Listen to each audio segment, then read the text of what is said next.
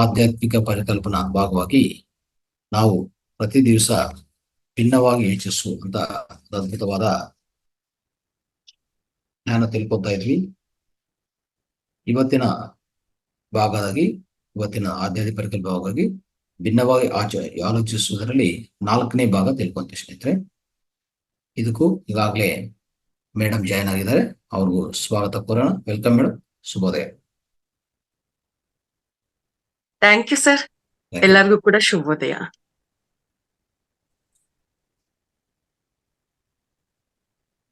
S madam, ಮುಂದುವರಿಸಿ. Okay sir, thank you.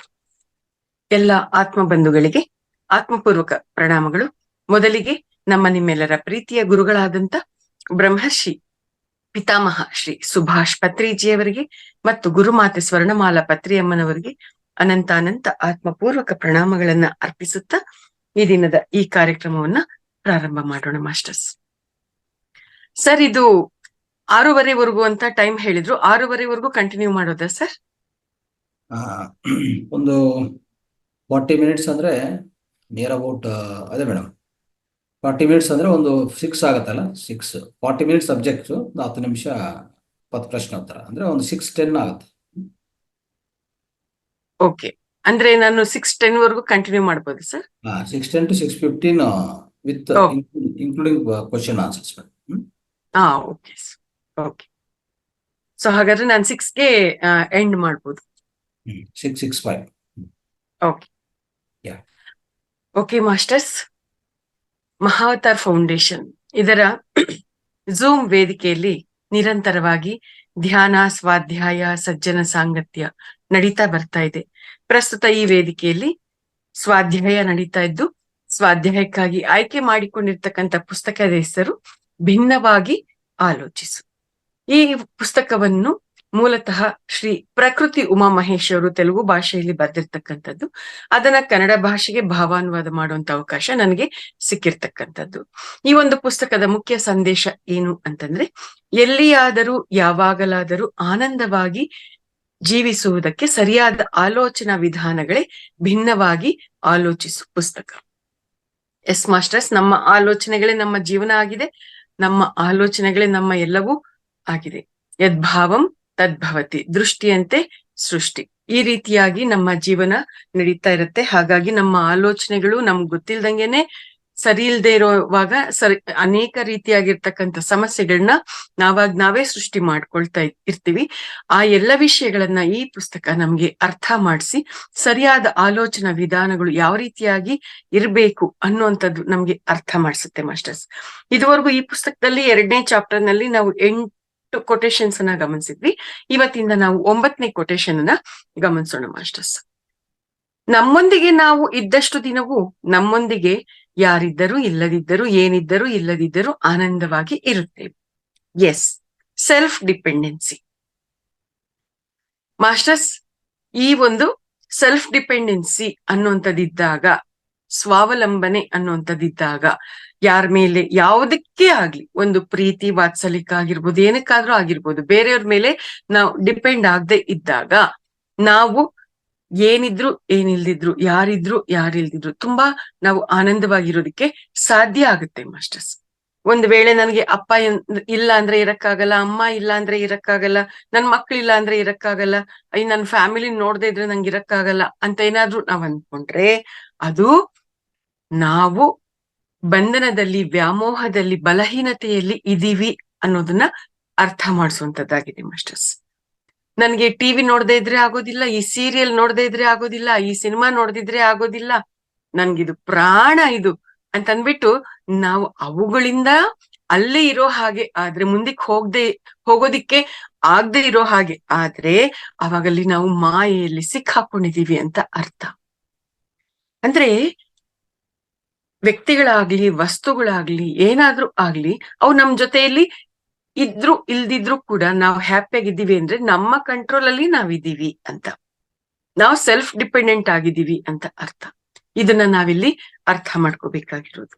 S master. So ನಮ್ಮೊಂದಿಗೆ ನಾವು ಇದ್ದಷ್ಟು ದಿನ ನಮ್ಮೊಂದಿಗೆ ನಾವಿರ್ಬೇಕು. ನಮ್ಮೊಂದಿಗೆ ನಾವು ಅಂತಂದಾಗ ಹೇಗೆ ಮಾಸ್ಟರ್ಸ್? ನಮ್ಮೊಂದಿಗೆ ನಾವು ಅಂತಂದಾಗ ನಮ್ಮ ಆಲೋಚನೆಗಳು ಯಾವಾಗ್ಲೂ ಕೂಡ ನಮ್ಮ ಜೊತೆಯಲ್ಲೇ ಇರುತ್ತೆ. ನಮ್ಮ ಪುರೋಭಿವೃದ್ಧಿಗೆ ಸಂಬಂಧಪಟ್ಟ ಹಾಗೆ ಅಥವಾ ನಮ್ಗೆ ಏನ್ ಬೇಕು ಅನ್ನುವಂಥದ್ದು ಇರುತ್ತೆ. ಅದಕ್ಕೆ ಟೋಟಲ್ ಆಗಿ ನಮ್ಮ ಆಲೋಚನೆಗಳು ನಮ್ಮ ಕಡೆಗೆ, ನಮ್ಮ ಭಾವನೆಗಳಿಗೆ ಫೋಕಸ್ ಆಗಿರುತ್ತೆ. ಅಲ್ಲಿ ಬೇರೆಯವರ ಮೇಲೆ, ಬೇರೆ ವಸ್ತುಗಳ ಮೇಲೆ, ಅದ್ರ ಮೇಲೆ ಡಿಪೆಂಡೆನ್ಸಿ ಅನ್ನುವಂಥದ್ದು ಇರೋದಿಲ್ಲ. ಅದು ಬಹಳ ಅದ್ಭುತವಾಗಿರ್ತಕ್ಕಂಥ ಅನುಭೂತಿಯನ್ನ ಕೊಡುವಂತ ಸ್ಥಿತಿ ಮಾಸ್ಟರ್ಸ್. ನನಗೇನ್ ಇಷ್ಟ ಆಗಿರುತ್ತೆ ನಾನು ಅದನ್ನ ಮಾಡ್ತಾ ಇರ್ತೀನಿ. ಉದಾಹರಣೆಗೆ ನಾನ್ ಪಾತ್ರೆ ತೊಳಿತಾ ಇರ್ತೀನಿ. ಪಾತ್ರೆ ತೊಳಿತಾ ಇದ್ದಾಗ ನನಗೆ ಹಾಡೋದು ಅಂದ್ರೆ ತುಂಬಾ ಇಷ್ಟ ಅನ್ಕೊಳ್ರಿ. ನಾನು ಹಾಡ್ತಾ ಇರ್ತೀನಿ. ನಾನ್ ಪಾತ್ರೆ ತೊಳೆಯುವಾಗ ಅವ್ರ ಹಂಗಂದ್ರು, ಇವ್ರ ಹಿಂಗಂದ್ರು, ಅವ್ರ ಹಂಗ್ ಮಾಡಿದ್ರು, ಹಿಂಗ್ ಮಾಡಿದ್ರು ಅಂತ ಅದ್ರ ಬಗ್ಗೆ ನಾನು ಯೋಚನೆ ಮಾಡಕ್ ಹೋಗೋದಿಲ್ಲ. ಯಾವ್ದ್ರ ಬಗ್ಗೆನೂ ಯೋಚನೆ ಮಾಡಕ್ ಹೋಗಲ್ಲ. ನಾನ್ ಪಾತ್ರೆ ತೊಳಿತಾ ಇದ್ದೀನಿ ಅಂದಾಗ ನಂಗೆ ಹಾಡೋದ್ ಇಷ್ಟ ಅಂದ್ರೆ ನಾನು ಹಾಡ್ತಾ ಇರ್ತೀನಿ. ಅಡಿಗೆ ಮಾಡ್ತಾ ಇರ್ತೀನಿ. ಅಡಿಗೆ ಮಾಡುವಾಗ ನನ್ಗೆ ಏನೋ ಒಂದು ದೇವ್ರ ನಾಮಸ್ಮರಣೆ ಮಾಡೋದ್ ಇಷ್ಟ ಅನ್ಕೊಳ್ರಿ. ಆ ದೇವ್ರ ನಾಮಸ್ಮರಣೆ ಮಾಡ್ತಾ ನಾನು ಅಡಿಗೆ ಮಾಡ್ತಾ ಇರ್ತೀನಿ.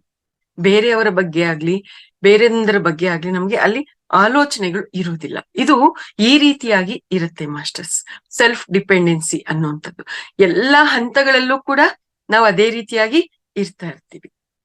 ಎಲ್ಲರ ಜೊತೆನೂ ಇರ್ತೀವಿ, ಆದ್ರೆ ಯಾವುದಕ್ಕೂ ಅಂಟ್ಕೊಂಡಿರೋದಿಲ್ಲ, ಯಾರಿಗೂ ಅಂಟ್ಕೊಂಡಿರೋದಿಲ್ಲ. ಇದು ಮಾಸ್ಟರ್ಸ್. ಸೊ ಇದನ್ನ ನಾವು ಚೆಕ್ ಪಾಯಿಂಟ್ ಆಗಿ ತಗೊಂಡು ನಮ್ಮನ್ನ ನಾವು ಗಮನಿಸ್ಕೊಳ್ಳೋಣ. ಈಗ 10ನೇ ಕೊಟೇಶನ್ ಅನ್ನ ಗಮನಿಸೋಣ. ಜೀವನದಲ್ಲಿ ನಿಯಮಗಳು ಹೆಚ್ಚಾದರೆ ನಮ್ಮ ಮುಖದಲ್ಲಿ ನಗು ಕಡಿಮೆಯಾಗುತ್ತದೆ. ನಮಗೆ ಹೆಚ್ಚಾಗಿ ಬೇಕಾಗಿರುವುದು ಜ್ಞಾನ, ನಿಯಮಗಳೆಲ್ಲ. ಅರ್ಥ ಮಾಡಿಕೊಳ್ಳಿ. ಇದೇನಿದು? ಜೀವನದಲ್ಲಿ ನಿಯಮಗಳು ಹೆಚ್ಚಾದರೆ ನಮ್ಮ ಮುಖದಲ್ಲಿ ನಗು ಕಡಿಮೆಯಾಗುತ್ತದೆ ಅಂತಂದ್ರೆ ಇದು ಹೇಗೆ? ನಿಯಮಗಳು ಅನ್ನುವಂಥದ್ದು ನಮ್ಮ ಜೀವನದಲ್ಲಿ ಇರ್ಬೇಕಲ್ವಾ?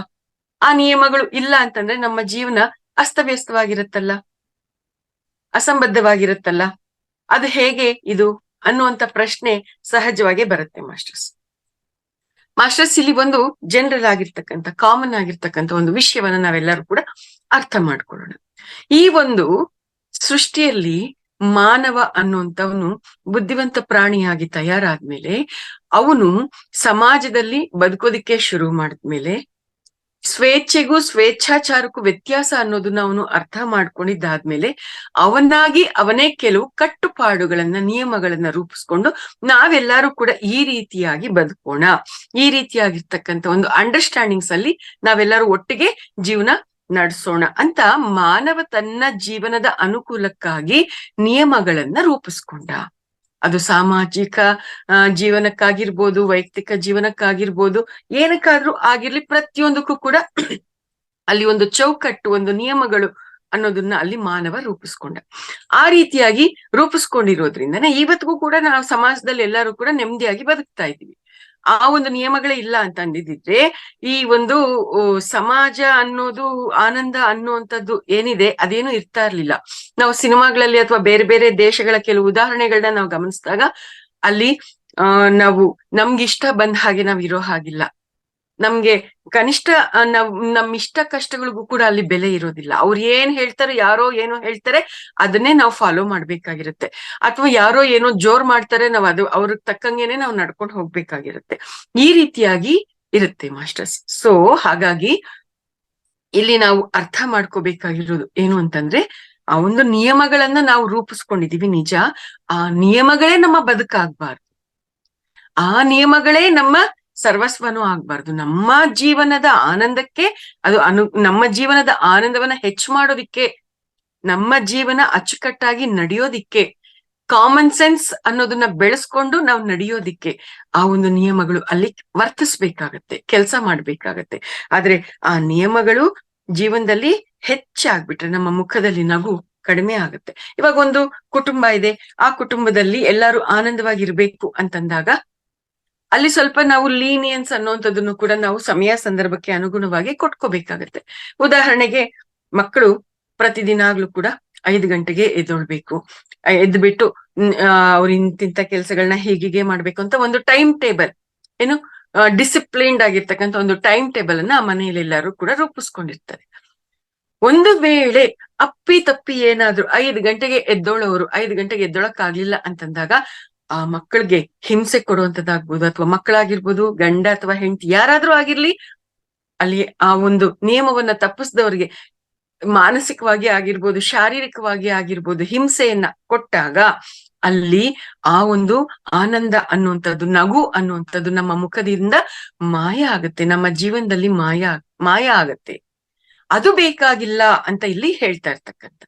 ಅಂದ್ರೆ ಜೀವನದಲ್ಲಿ ನಿಯಮಗಳು ಇರ್ಬೇಕು, ಆದ್ರೆ ಜೀವನವೇ ನಿಯಮಗಳ ಮೇಲೆ ನಿಂತಿರಬಾರ್ದು. ಒಂದು ವೇಳೆ 5 ಗಂಟೆಗೆ ಎದ್ದೋಳವರು 5 ಗಂಟೆಗೆ ಎದ್ದೋಳಿಲ್ಲ, ಹಂಗಂತ ಏನು ಪ್ರಳಯ ಬಂದ್ಬಿಡ್ಲಿಲ್ವಲ್ಲ. ಸೊ ಸಮಯ ಸಂದರ್ಭ ಅಂದ್ರೆ ಅಲ್ಲಿ ಇರುವಂತ ಡಿಸಿಪ್ಲಿನ್ ಹಾಳಾಗ್ಬೇಕು ಅನ್ನುವಂಥದ್ದು ಅಲ್ಲ. ಅಲ್ಲಿ ಲೀನಿಯನ್ಸ್ ಇಂದ ನಾವು ಒಂಚೂರು ನಡ್ಕೊಳ್ಳೋಕ್ಕೂ ಕೂಡ ಅವಕಾಶ ಇದೆ ಅನ್ನುವಂಥದ್ದು. ನೋಡಿ, ಇವಾಗ ಈ ಮಹಾವತಾರ್ ಫೌಂಡೇಶನ್ ಅಲ್ಲಿ ಭಿನ್ನವಾಗಿ ಆಲೋಚಿಸು ಪುಸ್ತಕ ಅನ್ನುವಂಥದ್ದು ಅದರದ್ದು ಸ್ವಾಧ್ಯಾಯ ನಡೆಯಕ್ಕೆ ಪ್ರಾರಂಭ ಆಯ್ತು. ನಾನು ಒಂದು ದಿನ ಮಾಡ್ದೆ, ಮಾರನೇ ದಿನ ಮಾಡ್ಬೇಕು ಅನ್ನೋ ಅಷ್ಟೊತ್ತಿಗೆ ನನ್ನ ಕುಟುಂಬದಲ್ಲಿ ತುಂಬಾ ಅನಿರೀಕ್ಷಿತವಾಗಿರ್ತಕ್ಕಂಥ ಏರಿಳಿತಗಳು ಉಂಟಾಯ್ತು. ಆ ಏರಿಳಿತಗಳು ಉಂಟಾದಾಗ ನಾನ್ ಸ್ವಾಧ್ಯಾಯ 2 ದಿನ ನಾನು ಮಾಡೋದಿಕ್ಕೆ ಆಗ್ಲಿಲ್ಲ. ಅವಾಗ ಏನಾಯ್ತು, ಅಲ್ಲಿ ಫ್ಲೆಕ್ಸಿಬಿಲಿಟಿ ಅನ್ನುವಂಥದ್ದು ಇದೆ. ರಂಗನಾಥ್ ಸರ್ ಒಂದು ದಿನ ಆ 2 ದಿನಾನು ಆ ವಿಷಯಗಳನ್ನ ಬ್ಯಾಲೆನ್ಸ್ ಮಾಡಿದ್ರು. ಅಂದ್ರೆ ಅಲ್ಲಿ ನಿಯಮ ಇದೆ, ಒಂದು ಸಿಲೆಬಸ್ ಅನ್ನೋದಿದೆ. ಮಹಾವತಾರ್ ಫೌಂಡೇಶನ್ ಅಲ್ಲಿ ಒಂದು ಸಿಲೆಬಸ್ ಅನ್ನೋದಿದೆ. ಆದ್ರೆ ಆ ಸಿಲೆಬಸ್ ಪ್ರಕಾರನೇ ನಡಿಬೇಕು ಅಂತ ಗೆರೆ ಎಳ್ಕೊಂಡು ಕೂತ್ಕೊಳ್ಳುವಂತ ಒಂದು ಅವಿವೇಕ ಅನ್ನುವಂಥದ್ದು ಕೂಡ ಇಲ್ಲ ಅಲ್ಲಿ. ಎಷ್ಟು ಫ್ಲೆಕ್ಸಿಬಲ್ ಆಗಿ ಸಮಯ ಸಂದರ್ಭ ಹೇಗ್ ಬರುತ್ತೋ ಹಾಗೆ ಅದಕ್ಕೆ ಹೊಂದಾಣಿಕೆ ಮಾಡ್ಕೊಂಡು ಹೋಗುವಂಥದ್ದು ಅಲ್ಲಿ ಇದೆ. ಇದು ಇರ್ಬೇಕು ಅನ್ನುವಂಥದ್ದನ್ನ ಈ ಒಂದು ಕೊಟೇಶನ್ ನಮ್ಗೆ ಅರ್ಥ ಮಾಡಿಸ್ತಾ ಇರ್ತಕ್ಕಂಥದ್ದು. ಹಾಗಾಗಿ ಮಾಸ್ಟರ್ಸ್, ಜೀವನದಲ್ಲಿ ನಿಯಮಗಳು ಹೆಚ್ಚಾದರೆ ನಮ್ಮ ಮುಖದಲ್ಲಿ ನಗು ಕಡಿಮೆಯಾಗುತ್ತದೆ. ನಮಗೆ ಹೆಚ್ಚಾಗಿ ಬೇಕಾಗಿರುವುದು ಜ್ಞಾನ, ನಿಯಮಗಳಲ್ಲ, ಅರ್ಥ ಮಾಡಿಕೊಳ್ಳಿ ಅಂತ ಹೇಳಿರುವಂಥದ್ದು. 11ನೇ ಕೊಟೇಶನ್ ಅನ್ನ ಗಮನಿಸೋಣ. ಏನೂ ಇಲ್ಲದವರಂತೆ, ಎಲ್ಲವನ್ನೂ ಕಳೆದುಕೊಂಡವರಂತೆ ಎಂದಿಗೂ ಇರಬಾರದು.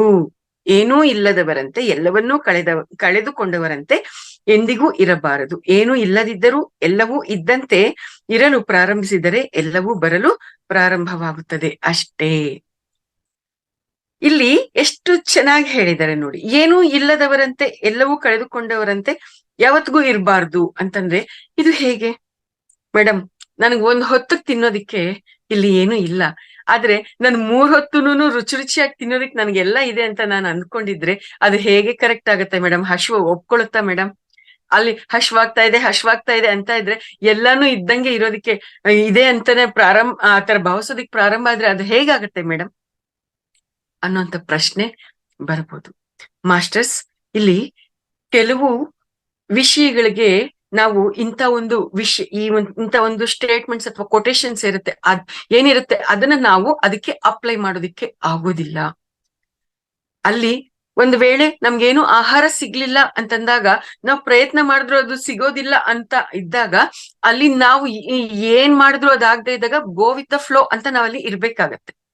ಆದ್ರೆ ಇಲ್ಲಿ ಆಹಾರ ಇಲ್ಲ ಅಂತಂದ್ ಮಾತ್ರಕ್ಕೆ ಅದು ನಮ್ಮ ಶರೀರಕ್ಕೆ ತುಂಬಾ ಕಷ್ಟ ಆಗುತ್ತೆ. ಇಂಥ ಕೆಲವು ವಿಷಯಗಳಿಗೆ ನಾವಲ್ಲಿ ಅದನ್ನ ಯಾವ ರೀತಿಯಾಗಿ ಫ್ಲೆಕ್ಸಿಬಲ್ ಆಗಿ ಅದನ್ನ ಅರ್ಥ ಮಾಡ್ಕೋಬೇಕು ಆ ರೀತಿಯಾಗಿ ತಗೋಬೇಕಾಗತ್ತೆ. ಏನು ಇಲ್ಲ ಅಂತಂದಾಗ ಭಗವಂತನ ನಾಮಸ್ಮರಣೆ ಮಾಡ್ತಾ ಹಾಗೆ ಇರುವಂತದ್ದೊಂದು ದಾರಿ. ಇಲ್ಲ ಅಂತಂದ್ರೆ ಎಷ್ಟ್ ದಿನ ಸಾಧ್ಯ ಆಗುತ್ತೋ ಅಷ್ಟು ದಿನ ಬದುಕಿರ್ತೀವಿ, ಆಮೇಲೆ ಸತ್ ಹೋಗ್ತೀವಿ. ಇದಿಷ್ಟು 2 ದಾರಿ ಇರುತ್ತೆ. ಈ ರೀತಿಯಾಗಿ ಆ ಒಂದು ಏನು ಇಲ್ಲದೆ ಇದ್ದಾಗ ಹಶುವು ಅನ್ನುವಂಥದ್ದಲ್ಲಿ ನಮ್ಮನ್ನ ಸುಡ್ತಾ ಇದ್ದಾಗ ಅದನ್ನ ತಗೊಳ್ಳೋಂತ ರೀತಿ ನೀತಿ ಹೀಗಾಗಿರುತ್ತೆ. ಆದ್ರೆ ಇಲ್ಲಿ ಆ ಒಂದು ಬೇಸಿಕ್ ನೀಡ್ಸ್ ಅನ್ನುವಂಥದ್ದೇನಿದೆ ಅದಕ್ಕೆ ಸಂಬಂಧಪಟ್ಟ ಹಾಗೆ ಅಲ್ದಿದ್ರೆ ಬೇರೆ ಒಂದು ವಿಷಯಗಳಿಗೆ ನಾವು ಈ ಒಂದು ಕೊಟೇಶನ್ ಅನ್ನ ನಾವು ಅಪ್ಲೈ ಮಾಡ್ಕೊಳ್ತೀವಿ ಅಂತಂದಾಗ ನಾವು ಜೀವನದಲ್ಲಿ ಸಾಮಾನ್ಯವಾಗಿ ಇದು ಬೇಕು ಅದು ಬೇಕು ಅಂತ ಅಂದ್ಬಿಟ್ಟು ನಾವು ತುಂಬಾ ಎಕ್ಸ್ಪೆಕ್ಟೇಷನ್ಸ್ ನ ಇಟ್ಕೊಳ್ತಾ ಇರ್ತೀವಿ. ಬೇಸಿಕ್ ನೀಡ್ಸ್ ಅನ್ನ ಬಿಟ್ಟು ನನಗೆ ಈ ಒಂದು ಸೈಟ್ ಬೇಕು, ಈ ಒಂದು ಬಂಗ್ಲೆ ಬೇಕು, ನನ್ಗೆ ಇದು ಬೇಕು ಅದು ಬೇಕು, ಈ ಒಂದು ಒಡವೆ ಬೇಕು, ಈ ರೀತಿಯಾಗಿ ನಾವು ತುಂಬಾ ನಿರೀಕ್ಷೆಗಳನ್ನ ಇಟ್ಕೊಂಡಿರ್ತೀವಿ. ಆ ನಿರೀಕ್ಷೆಗಳಿಗೆ ಅನುಗುಣವಾಗಿ ನಾವು ಪ್ರಯತ್ನಗಳನ್ನ ತುಂಬಾ ಎಫರ್ಟ್ಸ್ ಅನ್ನ ಹಾಕಿ ನಾವು ಪ್ರಯತ್ನ ಮಾಡ್ತಾ ಇರ್ತೀವಿ. ಆದ್ರೆ ನಾವ್ ಅನ್ಕೊಂಡಿರೋದನ್ನ ಅಲ್ಲಿ ಪಡ್ಕೊಳ್ಳೋದಿಕ್ಕೆ ಆಗೋದಿಲ್ಲ, ಅದು ಸಿಗ್ತಾ ಇರೋದಿಲ್ಲ, ನಾವ್ ಅನ್ಕೊಂಡ ಹಾಗೆ ಎಲ್ಲಾನು ಕೂಡ ನಡೀತಾ ಇರೋದಿಲ್ಲ. ಅಂತ ಸಮಯದಲ್ಲಿ ಏನಾಗತ್ತೆ, ನಾನ್ ಏನ್ ಬೇಕು ಅಂದ್ಕೊಂಡ್ರು ನಂಗೆ ಏನೂ ಸಿಗೋದಿಲ್ಲ. ನಂಗೆ ಇದ್ ಬೇಕೇ ಬೇಕು ಅಂತ ನಾನು ಎಷ್ಟೋ ಪ್ರಯತ್ನ ಮಾಡ್ದೆ, ಇದ್ ನಂಗೆ ಸಿಗ್ಲಿಲ್ಲ. ನನ್ಗೆ ಇದಾಗ್ಬೇಕು ಅಂತ ನಾನು ಎಷ್ಟೋ ಪ್ರಯತ್ನ ಮಾಡ್ದೆ, ನನ್ಗಾಗ್ಲಿಲ್ಲ ಅನ್ನೋಂತ ಒಂದು ಡಿಸ್ಟರ್ಬೆನ್ಸ್ ಅಲ್ಲಿ ನಾವೇನ್ ಮಾಡ್ತೀವಿ, ಎಲ್ಲ ಮುಗಿದೋಯ್ತು, ಇನ್ನೇನು ಇಲ್ಲ, ಎಲ್ಲ ಕಳ್ಕೊಂಡ್ಬಿಟ್ವಿ ಅನ್ನೋ ರೀತಿಯಲ್ಲಿ ಡಿಪ್ರೆಷನ್ ಅಲ್ಲಿ ಖಿನ್ನತೆಗೆ ಒಳಗಾಗಿ ತುಂಬಾ ದುಃಖದಲ್ಲಿ ನಾವು ಇರ್ತೀವಿ. ಯಾವುದೇ ಉತ್ಸಾಹ ಇಲ್ದಂಗೆ, ಯಾವುದೇ ಮುಂದಕ್ಕೆ ಹೆಜ್ಜೆಗಳನ್ನ ಹಾಕ್ಬೇಕು ಅನ್ನುವಂತ ಒಂದು ಪರಿಕಲ್ಪನೆ ಇಲ್ದಂಗೆ ಎಲ್ಲಿರ್ತೀವೋ ಅಲ್ಲಿ ಸುಮ್ನೆ ಹಂಗ್ ಬಿದ್ದೋಗ್ಬಿಡ್ತೀವಿ ನಾವು. ಆ ರೀತಿಯಾಗಿ ಇರೋದು ಬೇಡ. ಒಂದು ವೇಳೆ ನೀವ್ ಅನ್ಕೊಂಡಿರೋದು ನಿಮ್ಗೆ ಸಿಗ್ಲಿಲ್ಲ, ನೀವ್ ಅನ್ಕೊಂಡಿರೋದನ್ನ ನೀವು ಮಾಡಕ್ಕಾಗ್ಲಿಲ್ಲ ಅಂತಂದಾಗ ಅದನ್ನೇ ನೀವು ದೊಡ್ಡ ಇಶ್ಯೂ ಮಾಡ್ಕೊಂಡು ಅದರಿಂದ ನೀವು ಡಿಸ್ಟರ್ಬೆನ್ಸ್ ನ ಕ್ರಿಯೇಟ್ ಮಾಡ್ಕೊಂಡು ನಿಮ್ಮ ಜೀವನದಲ್ಲಿ ನೀವು ದುಃಖವನ್ನ ತಂದ್ಕೊಳ್ಳೋದು ಬೇಡ. ಅಂತದ್ದೇನಾದ್ರೂ ನಡೆದಾಗ ಏನೋ ಈ ಮೊಮೆಂಟ್ ಅಲ್ಲಿ ನಡೆದಿದೆ, ನಾನು ಎಷ್ಟೇ ಪ್ರಯತ್ನ ಮಾಡಿದ್ರು ಇದು ನಡೆದಿದೆ ಅಂತಂದ್ ಮಾತ್ರಕ್ಕೆ ಎಲ್ಲ ಮುಗಿದೋಗಿದೆ ಅಂತ ನಾನು ಭಾವಿಸೋ ಅವಶ್ಯಕತೆ ಇಲ್ಲ. ಎಲ್ಲ ಇದೆ, ಸೆಟ್ರೇಟ್ ಆಗತ್ತೆ, ಬರುತ್ತೆ, ಏನಾಗ್ಬೇಕು ಅದಾಗತ್ತೆ ಅನ್ನುವಂತ ಒಂದು ಆಶಾ ಭಾವನೆಯಿಂದ ಎಲ್ಲವೂ ಇರೋ ಹಾಗೆ, ಎಲ್ಲವೂ ಕರೆಕ್ಟ್ ಆಗಿ ನಡೀತಾ ಇರೋ ಹಾಗೆ ನಾವು ಭಾವನೆ ಮಾಡ್ಕೊಂಡು ಹೋಗ್ತಾ ಇರ್ಬೇಕು ಅನ್ನುವಂಥದ್ದು ಈ ಒಂದು ಕೋನದಲ್ಲಿ ನಮ್ಗೆ ವಿಷಯವನ್ನ ಅರ್ಥ ಮಾಡಿಸಿರೋದು ಇದು ಮಾಸ್ಟರ್ಸ್. ಸೊ ಹಲವಾರು ರೀತಿಯಲ್ಲಿ ಪ್ರಶ್ನೆಗಳು ಇಲ್ಲಿ ನಮ್ಗೆ ಬರ್ಬೋದು. ಆದ್ರೆ ಜೀವನದಲ್ಲಿ ಆಲ್ರೆಡಿ ನಾವೆಲ್ಲರೂ ಬಹಳಷ್ಟು ಪ್ರಯಾಣವನ್ನ ನಾವು ಮಾಡಿದ್ದೀವಿ.